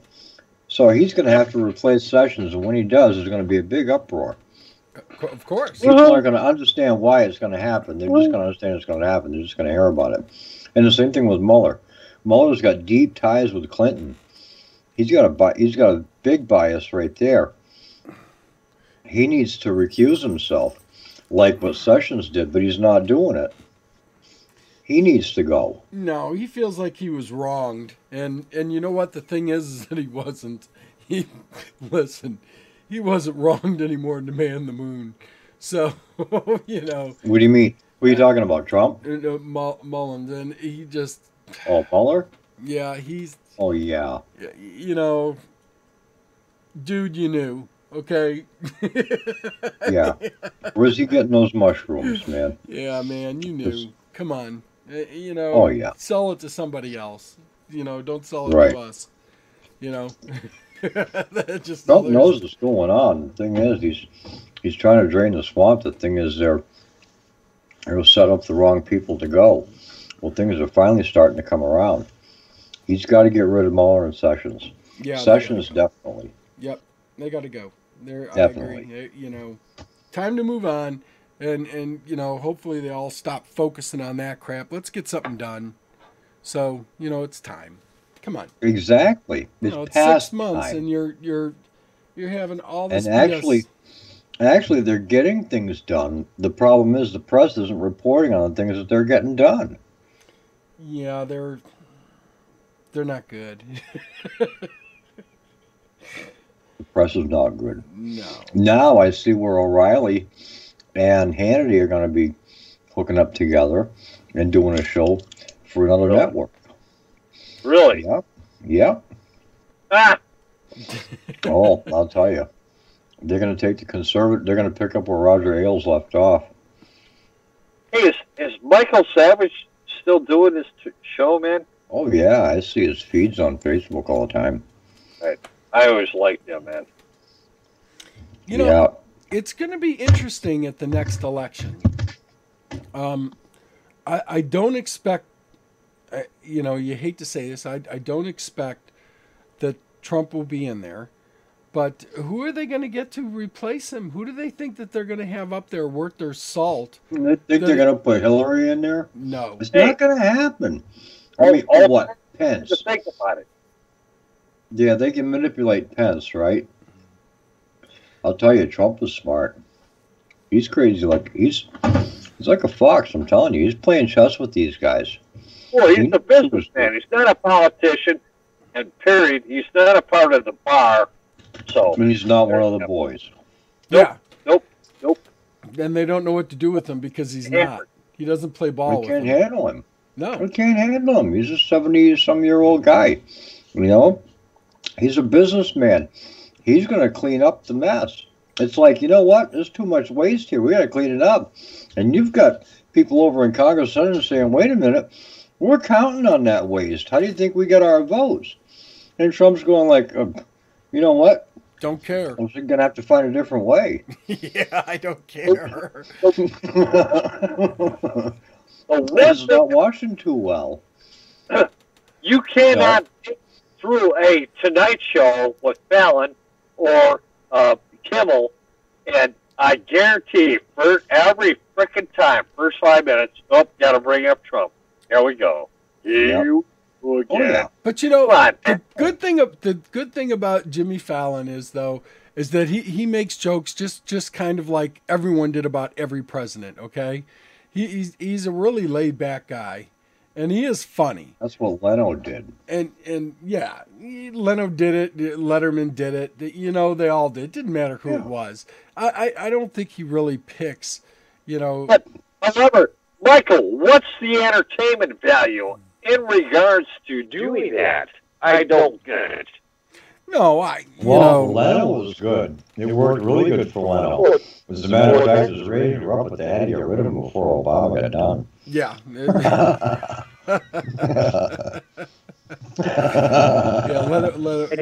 would realize that food stamp handing out for the first time in 7 years. Yeah. Well, people think that Saturday Night Live pretty much writes itself, and of course now that Spicer's gone, God only knows where they're going to go with it. But could you imagine if Hillary were president? Look what they put in, Scaramucci. That show would have had the highest ratings in the country because they'd have so much to make fun of. I mean.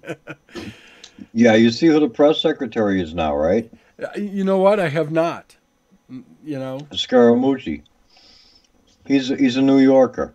He speaks Trump, New Yorker. Yeah. He speaks Trump, He's a New Yorker. Well, that ought to be great. Rumor has it we're going on a break, correct? Yes, you know what? As a matter of fact, we are. I do need to go refresh a little bit of water and stuff. So I'll tell you what. Where should we go? What do you guys like? Let's see. We got Little Planet. We got a little bit of Tomorrow. Oh, Tomorrow. Or Better Days. Take a choice. Today is tomorrow. Today is tomorrow. Absolutely. And we have and it's supposed to be a better day. So go ahead, lead us out there, Skillz. It was a new day yesterday, but by God, it's an old day now. We will indeed be back in a jiffy, so hang in there.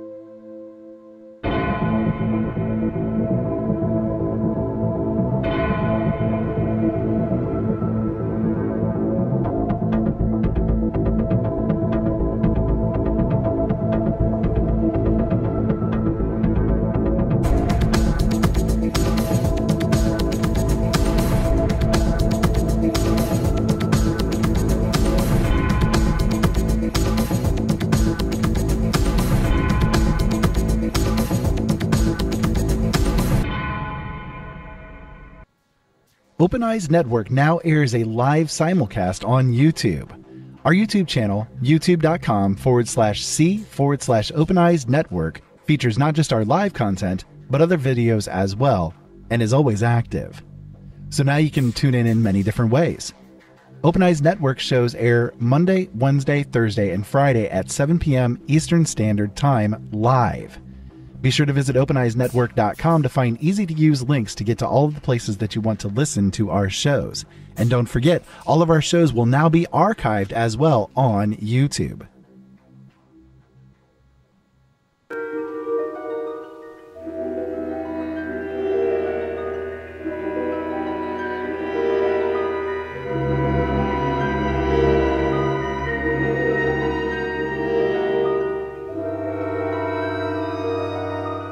There is a better radio show, beyond that which is known to the people.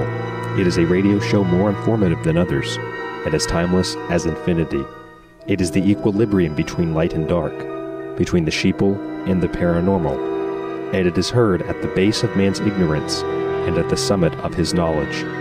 This is the radio show of imagination, a show we call The Secret Teachings.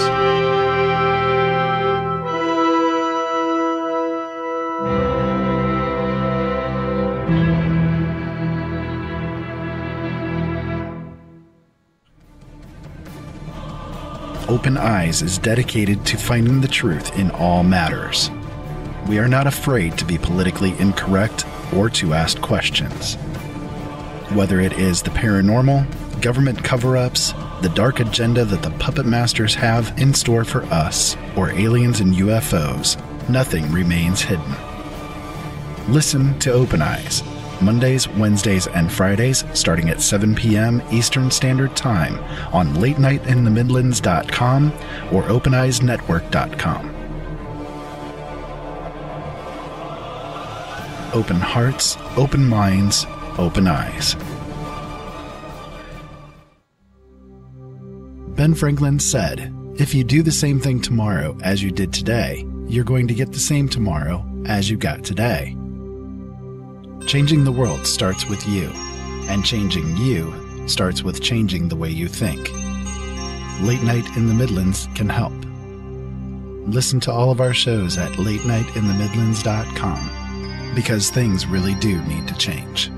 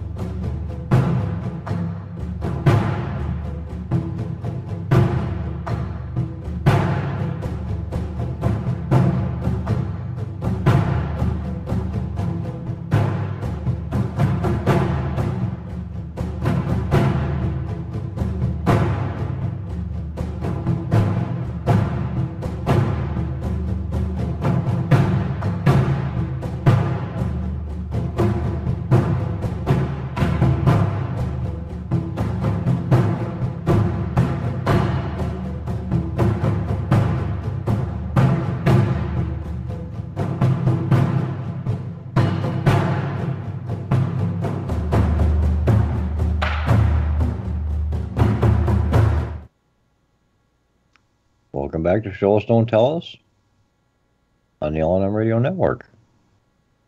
I don't hear Mr. Bayhouse. Buddy. I don't hear Mr. Bayhouse. I wonder if we're off. Are we off, or is he off?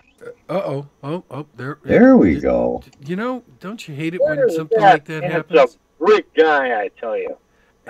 You know, but we are back. Welcome back to Show Us Don't Tell Us, gentlemen. And I could see by Papa's eyes, I said, you know what, I must have the microphone muted. So I could see it in his eyes. Yeah, so we fixed that right away. And I said, what are those two bright lights right there? It's like, okay. Yeah. You know, how do we glare say? So hard. Don't glare so hard. I always like to say that the gates are down, the bells are ringing, the lights are on. but the train wasn't coming. Yeah, there's nobody home. Yeah. So yeah, we're good now. We are good. Yeah. All right. We'll leave the light on for you. Yeah, we'll leave the light on for you. Exactly. Yeah. And that's about it. Well, and I got to tell you, we've got some things that I want to have. We're coming up, and of course, I go through everything with Skillzzz and Papa Bear, but we've got some cool things that hopefully we'll be having coming up. I'm looking at some sports players or whatever that I'd like to have on, just for a night or whatever, and kind of get an idea of what they go through. And I'm not sure how I'm going to go about this yet, but so far I've been pretty good. I've been able to pretty much get everyone except for Jan Radin, who was the one person that I did want out of West Virginia. But other than that, we've been batting pretty close to 100. You guys, getting some good people on there. Yeah, so we're and I'd like to get somebody also that does writing. It would be kind of cool to have. What's that? You see all these wonderful like horror movies and stuff, and I'd love to get crawl inside and see how they think, because when you come up with some of the plots and all right, Stephen King is just one of those guys. Yeah. Yeah, I was going to ask you. You're going to call Steve? Yeah. He knows all about Stephen King, baby. Stephen's got his own station up here. Does he really? Yeah. Yep. Yeah, him and Tabitha up in Bangor. Yeah. Yep. Is that Bangor? In Bangor, Maine. Okay, is that right? I was unaware of that. Yeah. I didn't know that he had his own station. Is he on there like once a week? Is he on there every day? Or? Well, no, he owns the station, so they pretty much manage it, Oh, wow. Okay. But, yeah, Tabitha manages it. She likes doing that. But wow. He's not, he doesn't participate in that in a big way.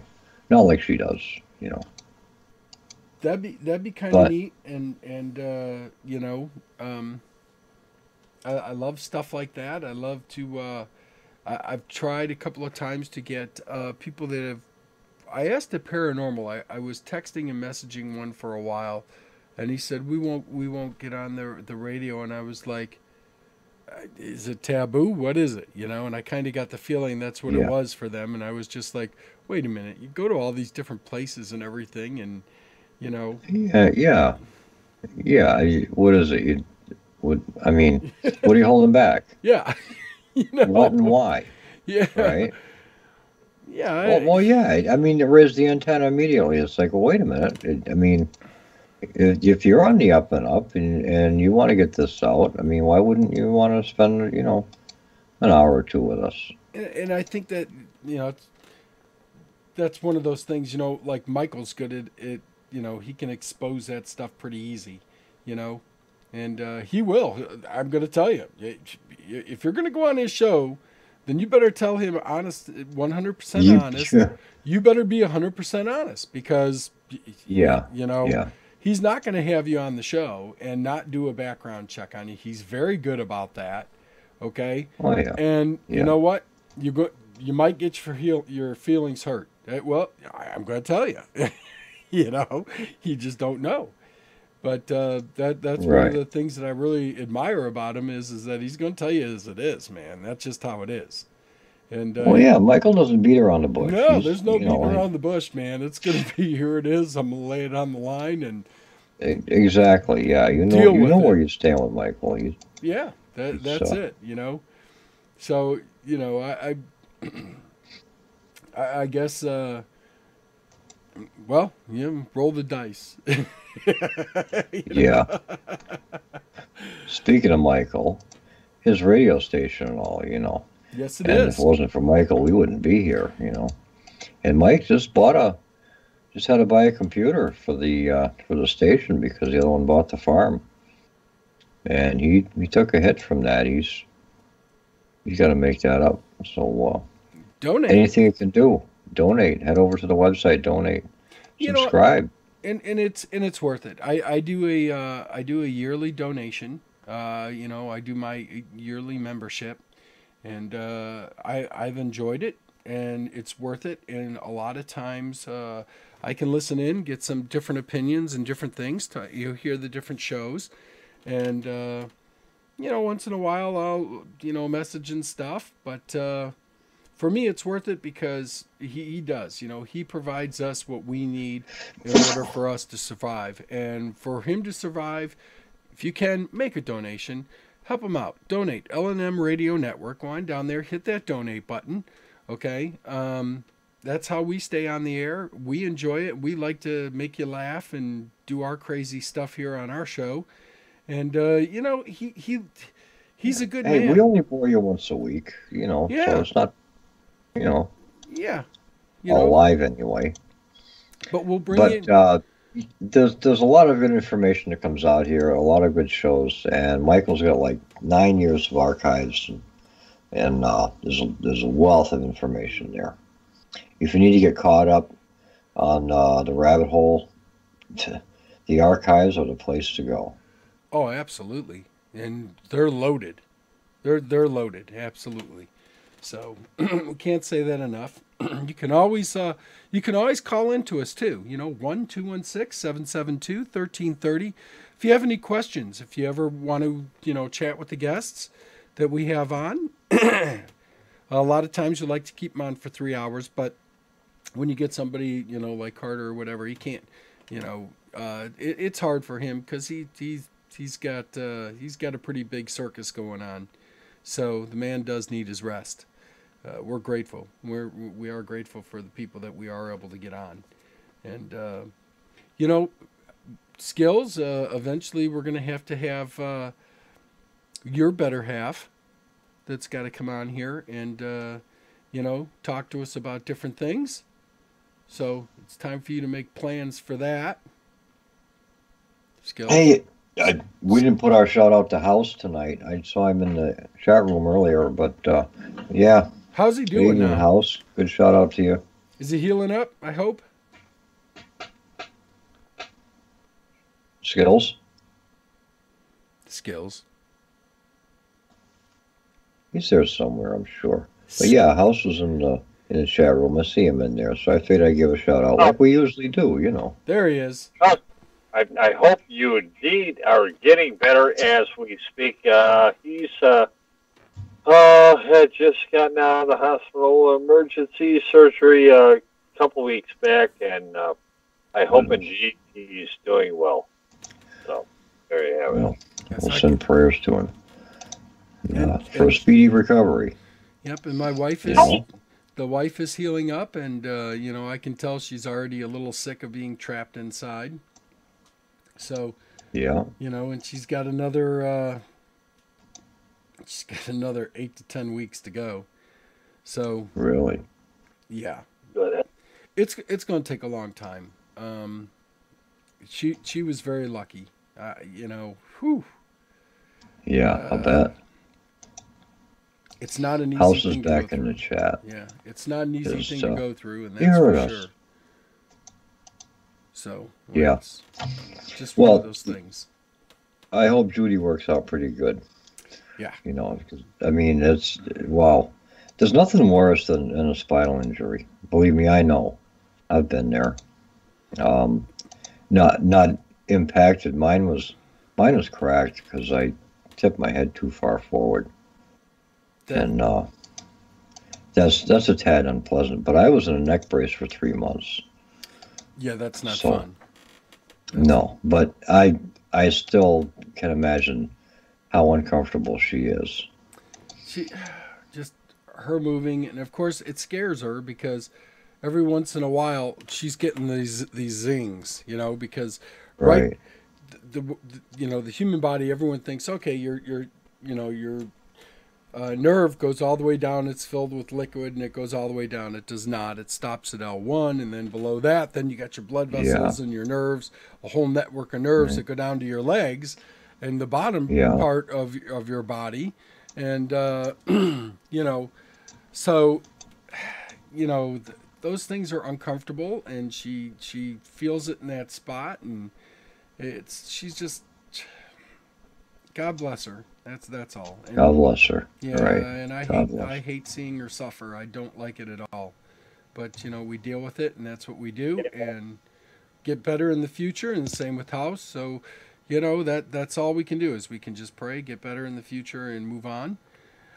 Going over to I was seeing that they had a big drug bust going on, and guess where it came from? Where? Really? Where? China. Really? Yes. What came in from China?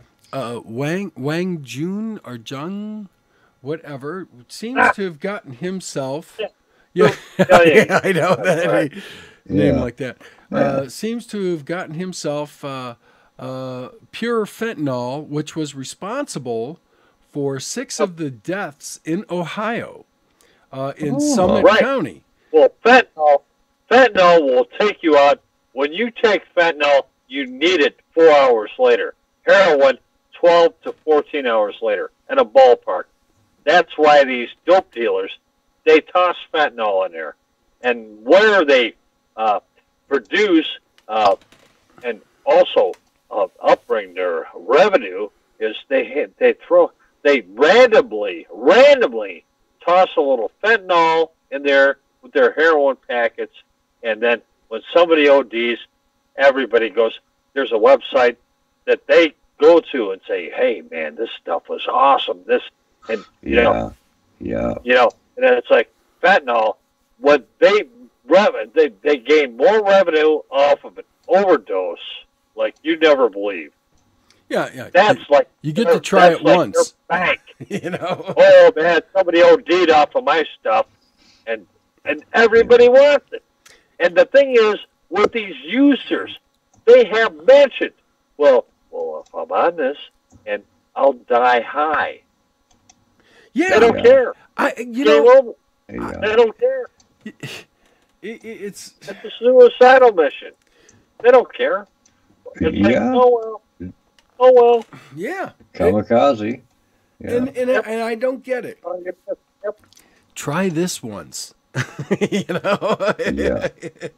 Of course. Is that good? Oh, here, try it again. No, you don't get to try it again. You get to try it once. And again, and again, and again. Yeah. It's the special. Oh, wait a minute. No more trials. Yeah. Well, wait, you're hooked? Oh, I'm sorry, but there's no more trials. So how do we get a handle on this? We know it came from China. Okay, we know it came from China. We know that he was getting it from. They had like 6 or 7 different websites. They said that he was getting it from China. Okay. Yeah. I got to tell you. Okay, what Customs doing their usual bang up job there? What? One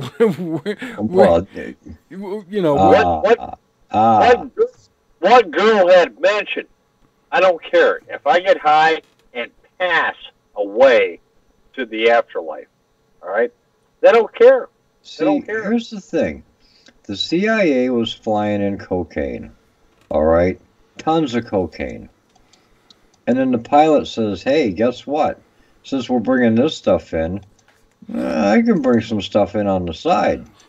Well, somebody in upper management had a problem with that. No. When you import for us, not for you. So, they ran the jet out of fuel. It came down. They just confiscated 4 pounds or 4 tons of cocaine. And, that was that. And that put the pilot out of business.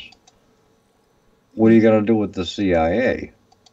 Well, that's how do we deal with this problem rather than how do we solve the problem? The wording is very careful here. Exactly. I've heard this before. People are like, okay, well, we've got to learn how to deal with this problem. No, we don't want to deal with this problem. We have to learn how to solve this problem. And until we get the mindset, you're not going to solve it. Yeah, and until we get it's no different than prohibition. You're not going to solve it. You're going to have to drop it. Yeah. Nothing in the Constitution gives anybody any legal rights or any legal authority to handle that stuff anyway. There's nothing in the Constitution on that. Yeah, no, but I mean that's past when the Constitution, there were other things, but that's past when the Constitution was written anyway. But yeah, but yeah. Yeah, well, they're going to make laws for different things because things change over time. I mean, it's a lot. That is a restraining deal for the government. The government is not supposed to control us. The government is supposed to refrain from controlling us. That's why we left the tyrannical government over there. Oh, I mean, we lost it, man. We don't know. We're dumb. We're dumb. We've lost all sense of reality. We don't know what's what anymore. And we're loving it. We're sucking it right up. If we're all dead, we can't have a government anyway. So what would be the point?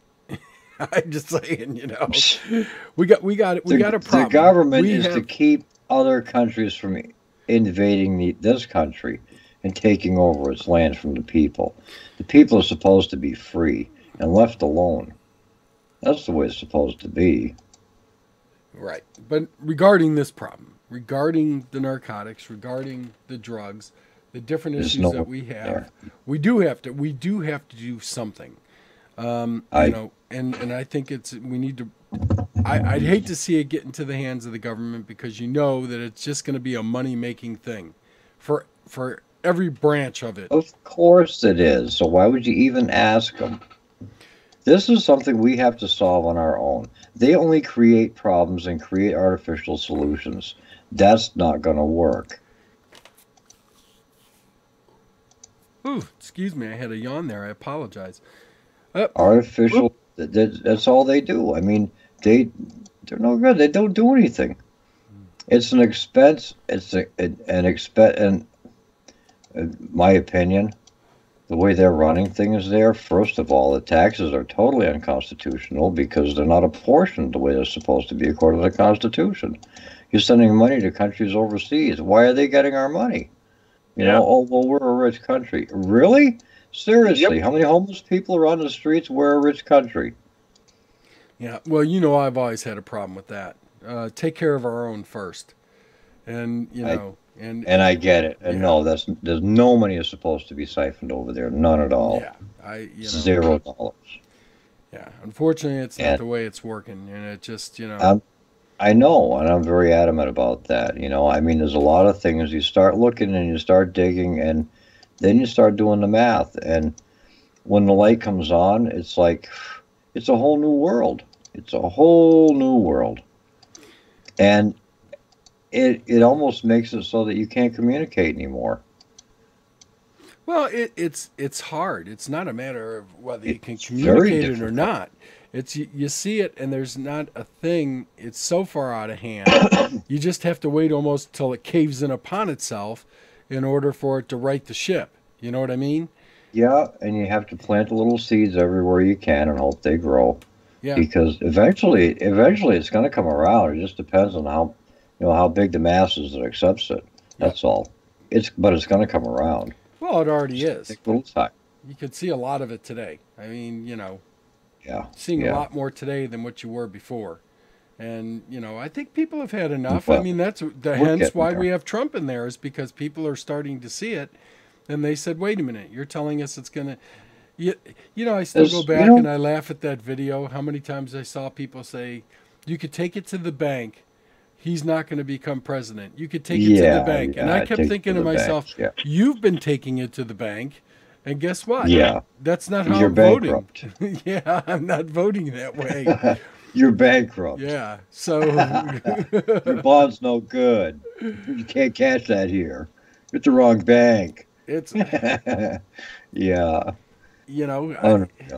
This is the point in time where he is necessary. I'm sorry. I am not going to disagree with that at all. He's our POTUS, folks. That's it. And that's the way it is. And now let's work with him. Let's fix it. Let's get some things done. Well, hey, it wasn't supposed to happen. No. It's like the cheaters in the card game that lost. Yeah. That's what you're looking at. Yep. And you know what? The GOP is right with them.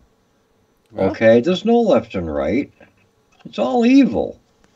It's all evil. Really, it's a shame. Man cannot be left to his own devices. No, of course they can't. You know, Somebody's going to turn the screws. And as long as you have that almighty dollar, that value storage, people are going to be taken advantage of. it is amazing. Power creates absolute power. It's money. It's money. Yeah. Remember? Give me control of the money and I care not who makes the laws. Did you see the video I sent you about the, I don't know where he was from, England or whatever, talking about the banks? And he said, they're broke. Santander broke. Dutch Bank broke. And I sent that to you, and he goes, fractional banking, this is why. Fractional reserve banking. That's right. And that's why you get the 1099 OID from IRS, because OID is original issue discount, and all you pay is 10% of the original loan. You pay back the 10%, and that's paid. It's the original issue discount. So on $250,000, you pay $25,000. Yeah, it's crazy. I was looking at those numbers through my mortgage right now, and I was just like, wow. So and now you know why the value of the dollar has gone where it has, okay? Because of fractional reserve banking. And why fractional reserve banking? Because the population is increasing, and you have to keep the supply of money spread out over the amount of people, right? I mean, think about it. You got $1,000, you got 1,000 people, it's $1 a piece. You got $1,000, you got 100 people, it's $10 a piece. They'd rather have $10 than $1. Time to cut back the population. Oops, we're a little bit overpopulated here, Yeah. All right, you see what I'm saying? Well, the less people eating the pie, the bigger the slices you get. Oh yeah, absolutely. I mean, it's crazy what we have done, and it's really the whole thing's a farce. It's a shame. It's but we have to move on. We have to somehow or another work through all this crap. Yeah. Or we're going to be forced to. It's going to happen eventually. We're going to put ourselves in a bad spot, and there it is. Right. So. Yeah, we're on our way. We're almost there. So what should we expect the rest of the 4 years to what are going to be some of our answers? What are some of the things that you're seeing that you think are that are going to change? Yeah, you know what? I don't even want to say, because I've been wrong so many times, I don't even want to go there anymore. But to be honest with you, I don't know what to expect. I see them eliminating Trump one way or another, if you know what I mean. Yes, disconnected. There it goes. Now it's connecting back. He's our set up in Baltimore where the cop planted cocaine and it caught it on the camera. Caught him planting it. Yeah, well. Just to make a bust. That's what this country has come to. Okay? Talk to me about freedom. Talk to me. Listen, after seeing what I saw today, I was just like... we like the lawyers said, you can indict a ham sandwich. Yeah. Okay? And there you have it. And that's what it's come down to. That's exactly what it's come to. I think and you know what? And Jehovah's Witnesses can't sue people. They can't take people to court and sue them. And you know what? They don't even know why they can't. They come up with some harebrained reason for why they can't. They don't know why. They can't explain it. I can explain it. But they don't even know their own religion.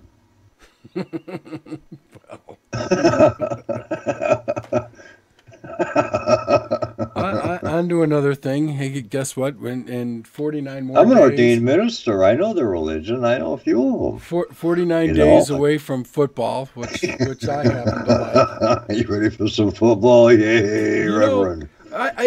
You get to the summer, and I love the fact that, and I've been following baseball a lot more. The Indians, of course. And that's why always at 1:30 we're going to start doing the Skillzzz little moment there, so he can get in there and fill us in and let us know what's going on with the Indians. I think it's important. But I've been following them. But I really have this passion for college football, and I do it because I see the sports players, and I mean, I look at how outlandish all the different pay hikes are. You know, I couldn't even afford to go to the Super Bowl if you wanted anymore. You can't, not unless you have like $5,000. That's ridiculous. And then I see people that are, you know, like Carter, that are sitting there trying to help their nonprofit organization. He's not taking a dime, and he's helping different people. And I'm thinking, can you imagine how much money $207,000 or $8,000 that Stephen Curry's making? How many people he could help? And he dribbles the ball.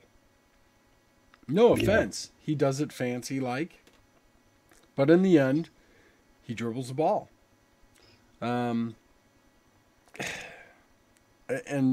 who's the other one? Harden or whatever. He gets even more. Have Mississippi State Mississippi. They're getting busted right now for paying college students or doing something that was against the NCAA rules. And, of course, they blamed the previous coach, who's now suing the school. He's suing the school now, and I'm thinking, okay, you know, they blamed him, and it's going backwards. And, and somewhere you could always hear that little voice saying, I think I might have screwed up, you know. Oops. Famous last words, yeah. Oh, yeah. Bummer. Triple double bummer. I hate it when that happens. Yeah. Yeah. So I saw that. That was in the news. And then you know, it's getting to that fun time of year for me. I don't know about you guys, but, you know, when you start getting near, you know, the Halloween stage and the Thanksgiving stage and the Christmas, I know a lot of people don't celebrate it and stuff. For me, it is a fun time of year. It's cooler out, you know, a little bit. Hopefully, please, Lord, please don't give me the flu this year. Don't give me anything this year. I need a calm year, you know. Yeah. Uncle already. So. Yeah. And I turned. I'm going to be ready this winter. I got to plow. Yeah. There exactly. So, you know, and of course we've got a new baby coming into our family. My son, you know, his girlfriend, and we were trying to. And you're gonna be a grandpappy. I am, and in a lot of ways I'm embracing it. And I got to tell you, you know, Kalen's put me through. He's put me through a lot as a kid, and he has turned out okay. Everything has turned out good, you know. He's, you know, made his errors in life like the rest of us, but he's recovered from it, and you know, he's amazing. And he's talked about it before, you know, that he was dealing with drug. He was dealing with a drug issue for a while, but I need to give my condolences to Daryl and Katie. Oh yes, very yes. Very, very extremely tragic what happened, and I can't express my sympathies deep enough. I really can't. That's from all of us. My heart goes out to them. Yes, from all of us with you know, Show Us, Don't Tell Us. You have our deepest condolences. We are so, you know, it's tragic, and you know, sometimes we I can don't know what to express my say. condolences, and I don't even know where to go with it. Yep. That's the best I can do, and I love you. May God bless you. Yep, we're with you, though. We're family, and we're with you. So, you know, we just wanted to pass that along. Back to what I was saying. What's the family well. Yes. Period. Yep. Yeah. So I'm getting ready to embrace this grandchild coming along, and of course, you know, you get to that point in your life as a parent, and you say, "I hope you have kids just like you." you know what I'm. That's why I never had kids. Well, you were that kid. Somebody told you eventually, "I hope you have kids I just wasn't. like you," and Papa no. probably said, "I'm not going to have kids. I can't. That doesn't sound good." you know. Yeah, let me tell you, I was the last of 4. Yeah, no, I wasn't that kid. Yeah. So anyway, he was coming up. He was coming up with names, and one of the names that, and of course, Skillzzz and Papa. As soon as I tell you this name, I know you're going to start laughing because, well, let's just test the waters here. Yeah. Oliver Jackson Bejas. Now, Ellis looked at me, and the first thing that we both was started laughing. OJ. Yeah. Yeah. Well, carry on, man. Yeah. So, after I pointed that out to my son, he goes, "Oh, yeah." And I said, "You're better off with Octavius." you know? Yeah. I know it's wrong. I'm sorry. Oliver Hardy, you know. Yeah. Yeah. So Oliver. of course, my next name for him was, if you're determined you want to keep the middle name Jackson, why don't you think of something like Samuel? So Yeah. Usually I'd hear a snicker from Skillzzz at that point. you know. Yeah.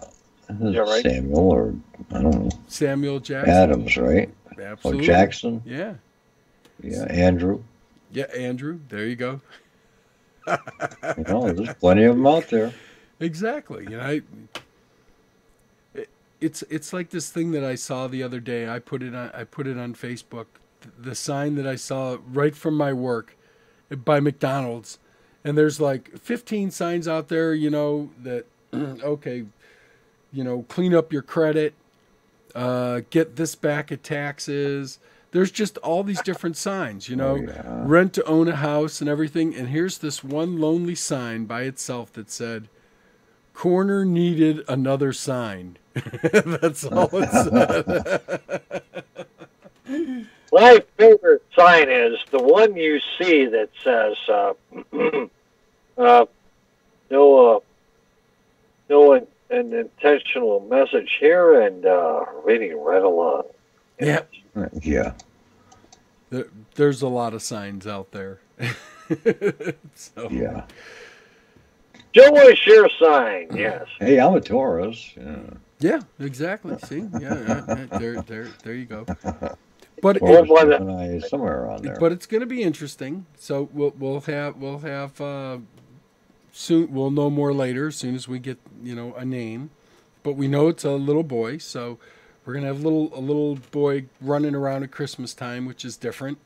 And right. Of course, this year I have to get a new tree because, well, I had this beautiful, it's a 9-foot, like imitation, like fir Christmas tree. It was huge.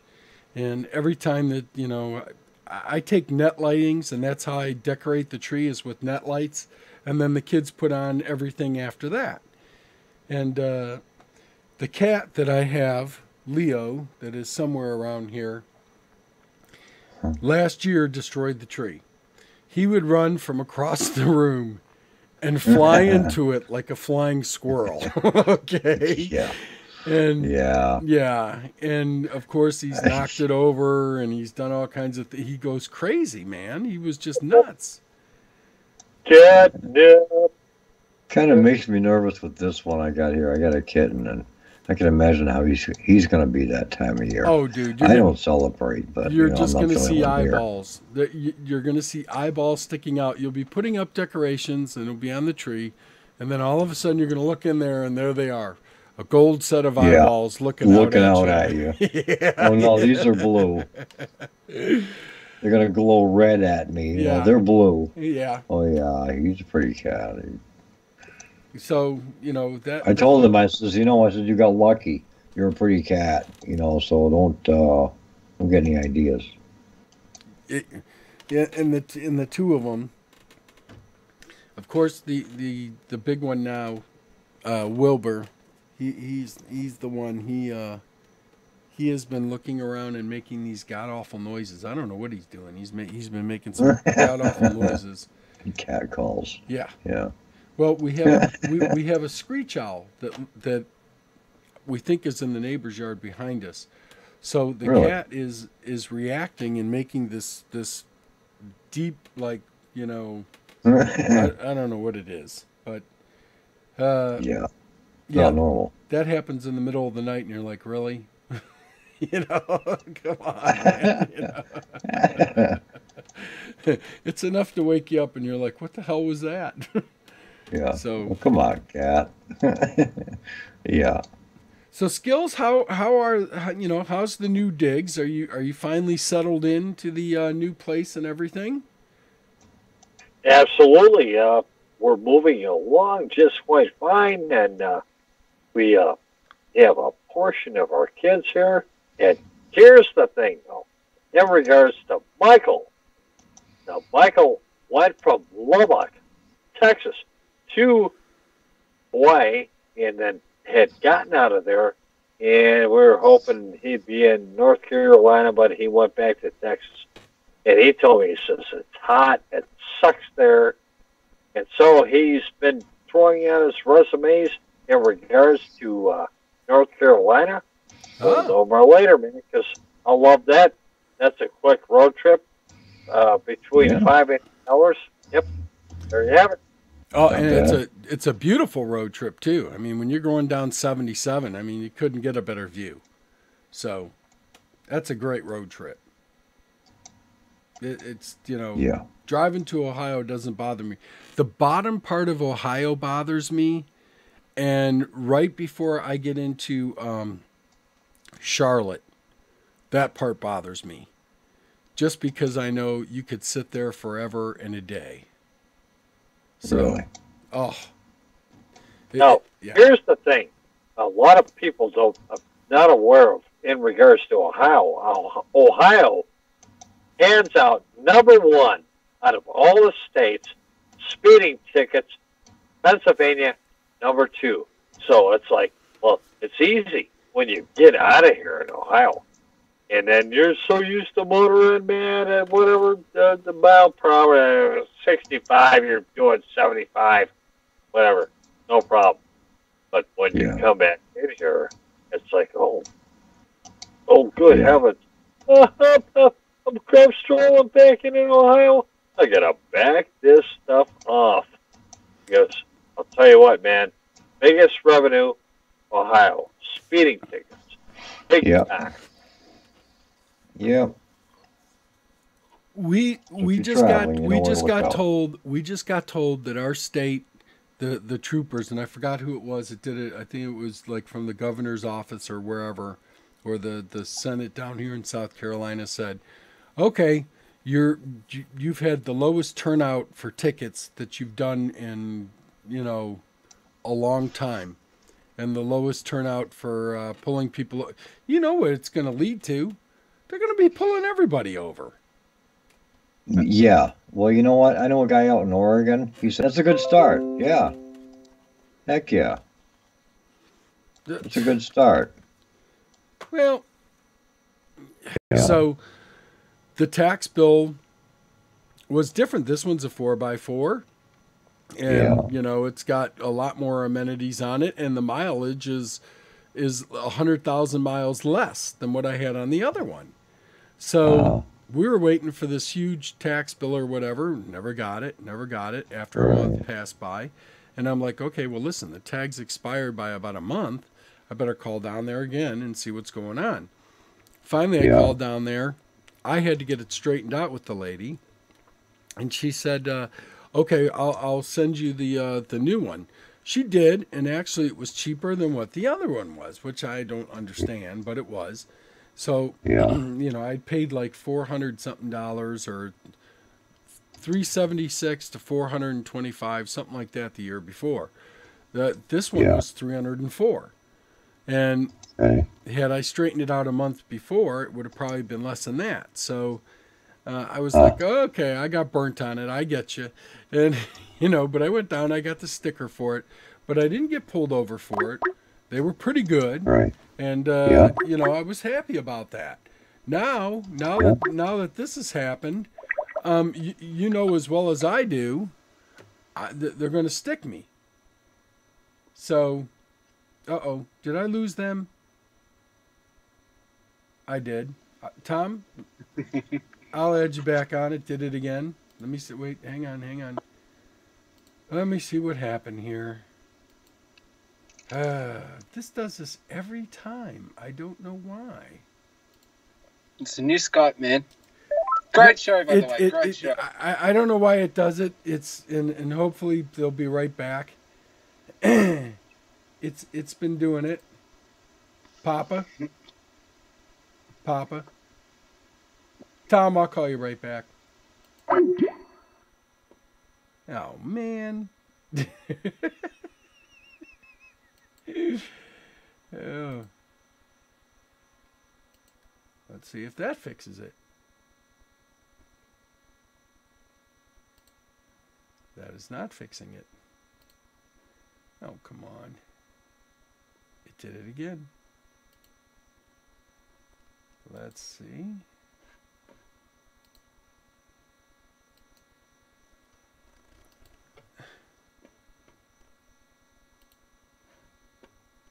Okay. There we go. 18 minutes left. So this does this every time. I don't know why. I put add to call. I have no clue why Skype is determined to just try to throw the kibosh on this. So, and I did it with kibosh. No, I don't want that one. No. Let's see. There we go. All right. I don't know for the life of me why it does that. So I told Tom I'll call him right back. All right, there we go. Now. Oh, that's what happened. Okay. Yeah. Tom called. Yeah. Tom called, Tommy. and I said join call. Come on down. That's contestant on Show Us, Don't Tell Us. And it never joins the call. It instead decides to put you guys on hold every single time, and I don't know why. And it's like I don't know me. Yeah. Tom, you there? There he is. There he is. Yeah. Hey guys, great show. Hey, Thomas. How's it going, brother? Fantastic show, guys.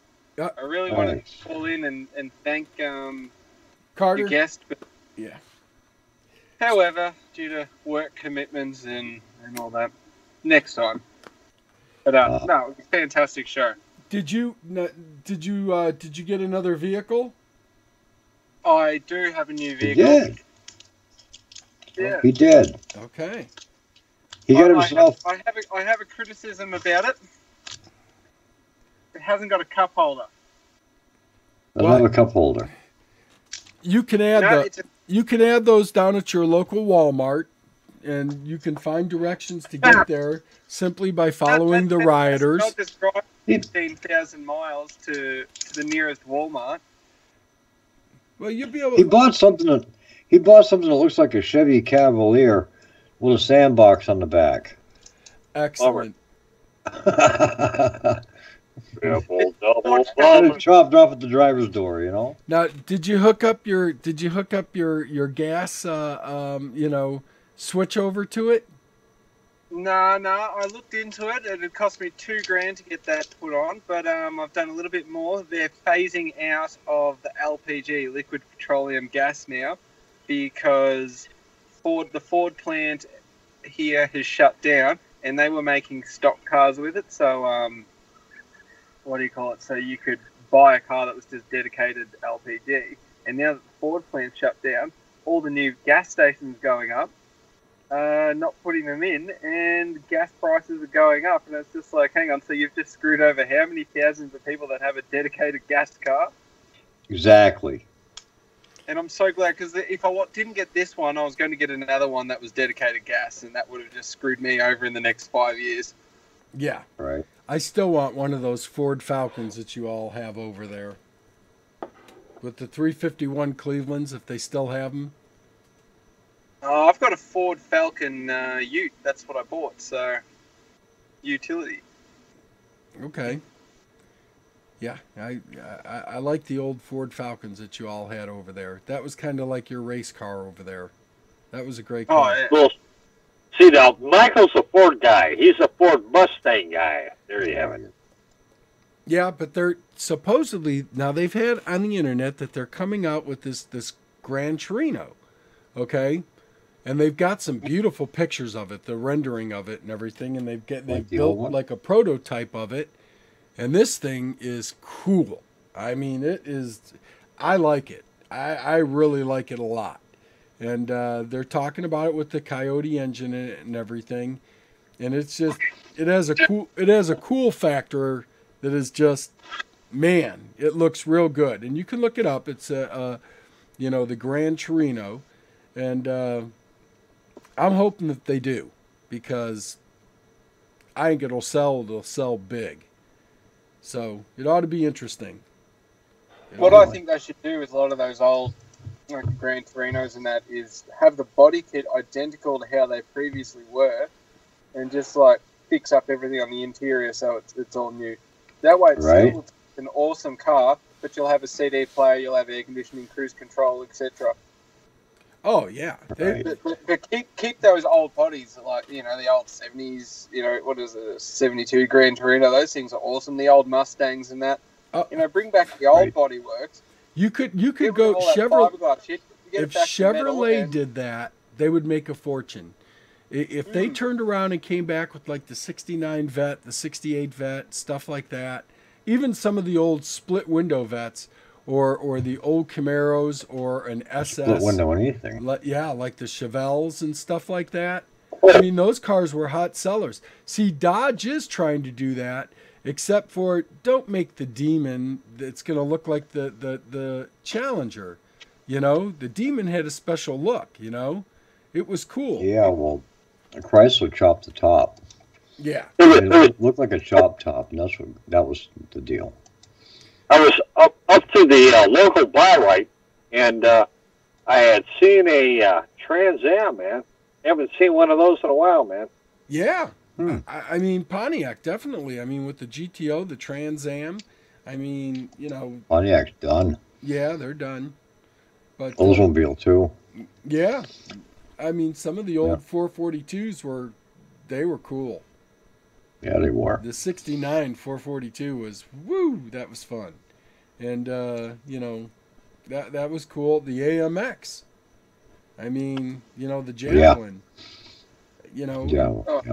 Stuff like that. The old Fairlanes, we had the old Fairlanes here. Now, they were a nice car. My friend's got a 1968 Fairlane V8. And, oh, man, flogged the hell out of any Mustang from that era. Ford had one over here, and it was back in 50s or 60s, and it was called a Thunderbolt. And the Thunderbolt, you could get directly from the factory, shove it on the drag strip, and the thing would run like 11s or 10s. It was smoking everything in the world. It just beat the crap out of it all. And that was one of those cars that you could do that to. I mean, it was cool. It had this big reverse teardrop hood, and it was mean. And that was a cool car. So I love old cars. Oh yeah. Tell you what I'm not happy with. The look of the new Bronco. Yeah, well, I don't like the 4-door. They need to keep it a 2-door. We have enough 4-doors. You got an Explorer. Explorer's a 4-door. They're all. It looks like they push down. Well, here's the thing. If you have a child and a back seat for a child, man, you need those 4 doors, man. Well, then don't buy that one. Then you buy an Explorer. You've got, an Expedition. You've got. It depends on the age. Like, my daughter now has the booster seat and can sit in the front seat with me because I don't have a back seat. Well, But I'm saying Ford makes, okay, like you have an F-150 and F-250, you know, okay, and then you have a Raptor, okay? The Raptor says fun written all over it, and that's what the Bronco had, fun written all over it. It wasn't necessarily the you're going to Raptor take is a whole different design, yeah, you're not going to take, it's not meant for the kids, man. That's meant, it's Right. a toy, okay? Mhm. It's like the GT, 350R. There are no back seats. There's a hint why there's no back seats. Okay? Okay? It's got fun written Yeah. all over it, man. Don't ruin your life just yet. You know? I mean, the same with the Corvette. There's a reason why they were two-seaters.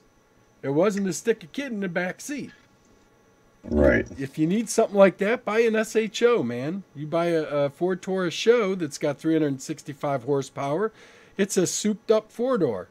That's why they call them super high output. Yeah. So, there's plenty of cars that fulfill those needs. That ain't one of them. Yeah, it's like the Camaro. You buy a Camaro to put baseball bats or golf clubs in the back seat. That's it. I mean, yeah, that's why they're called sports cars. They're for hauling your sports equipment. That's about it. You don't haul bodies in them. I want to stick a gun rack in there. my even in my Cobra, I could tell you it had back seats, and I sat back there one time. My knees were pressed against the seat. It was uncomfortable, and I said, I've got a solution for this, and it was called a rear seat delete. Yeah. And I ordered Exactly. it, and I put it in, and I took the back seats out.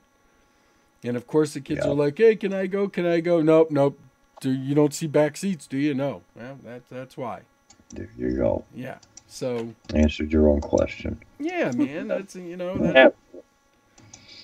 you got to have cars like that. That's the whole. Well, yeah. That's fun, man. I'm not buying. I thought about it at first. I was like, well, I'll buy a four-door. I'm gonna have this going on. I thought to myself, I'm 52. The kids are, 15. Gonna be 18. Gonna be 17. Gonna be 20. You buy your own cars. You buy your you buy your own cars, and I'm gonna buy my own car. And guess what? It's not going to have a back seat. There's a hint why it's going to have two seats. So your mama and I can go to the mountains or go do what we want. Yep. And that's Without you. Yeah. That's why I've got two seats. So if I ever want to go away with someone, I can just say, "Hey, get in the car, chuck everything in the back of the tray, and we just tie it down, and away we go." Yeah, well, you've got one step further. Hire a babysitter and then go. Hey, here's my back seat, just there. Yeah, it's makeshift. It works. Enough room to, Yeah. It's enough room to fit a tool bag and that, and then I just bolted the toolbox to the tray of the ute. So. Yeah, it works. It's what you got to have. Which doubles as the trunk. Yeah. Right. It's kind of like everything in one, so it's not bad at all. Oh man, I'll tell you. Well, this was a good show. It was a lot of fun. We talked about so many different things so fast. We had a great guest on tonight. That was terrific. Yes. It felt good to be back. Thank you guys for minding the shop and doing all that, Papa. Thank you very much. And Skillzzz, thank you, sir. You are still there, aren't you, Skillzzz? Absolutely. What it comes down to, man, is you guys make the show. I'm just that guy that does what. And I'm just that guy who shows up at the end.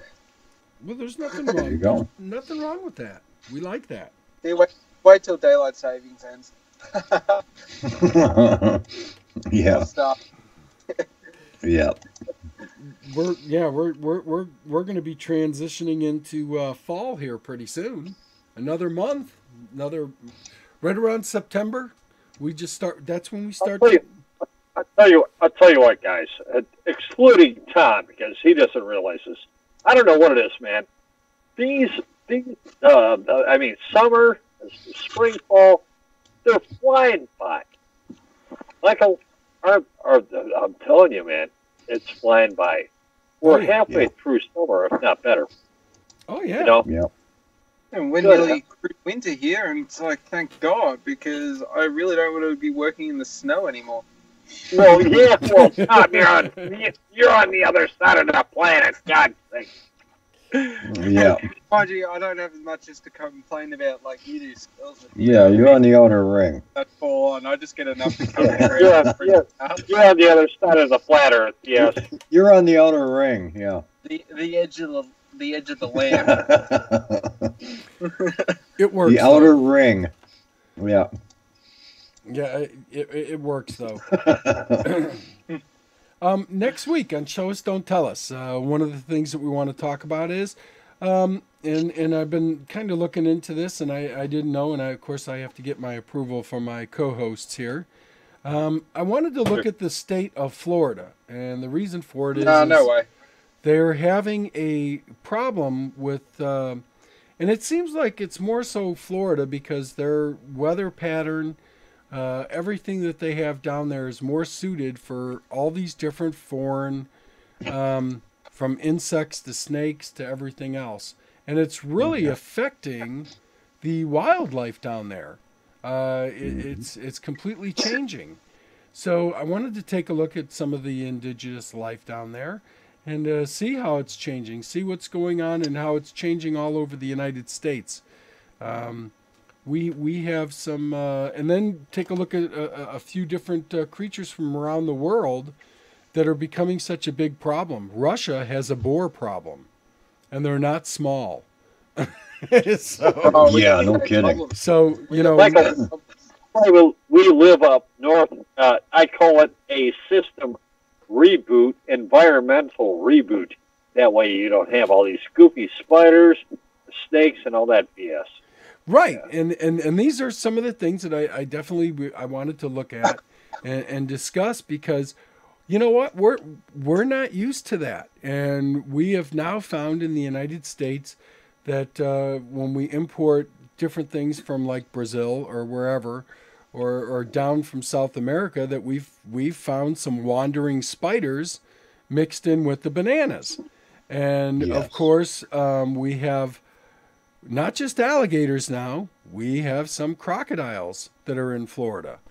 We have a rock snake, a boa rock snake or whatever it is, that has absolutely decimated because it's an alpha predator.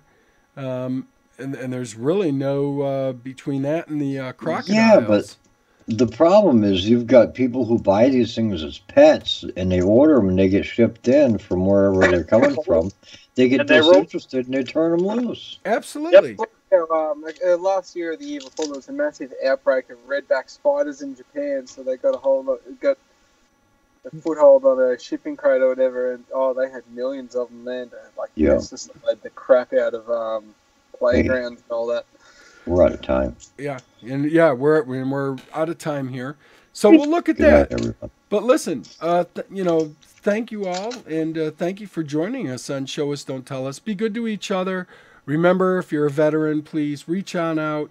Go to one of the many pages that are is out there, and you can get help. Okay, for PTSD, look up Lift for 22. There's a novel idea right there. Gentlemen, anything quick? Last second, whatever? No, thanks for listening to L&M Radio Network. I'm Papa Bear. I'm out of here. Thank you. Skillzzz. Take care, guys and gals, and thank you for listening, and see me. Thomas. Take care, everyone. Donate to L&M. All right. We'll see you next week, and thank you for joining us again. Be good to each other, love each other, help each other. It's the right thing to do, man.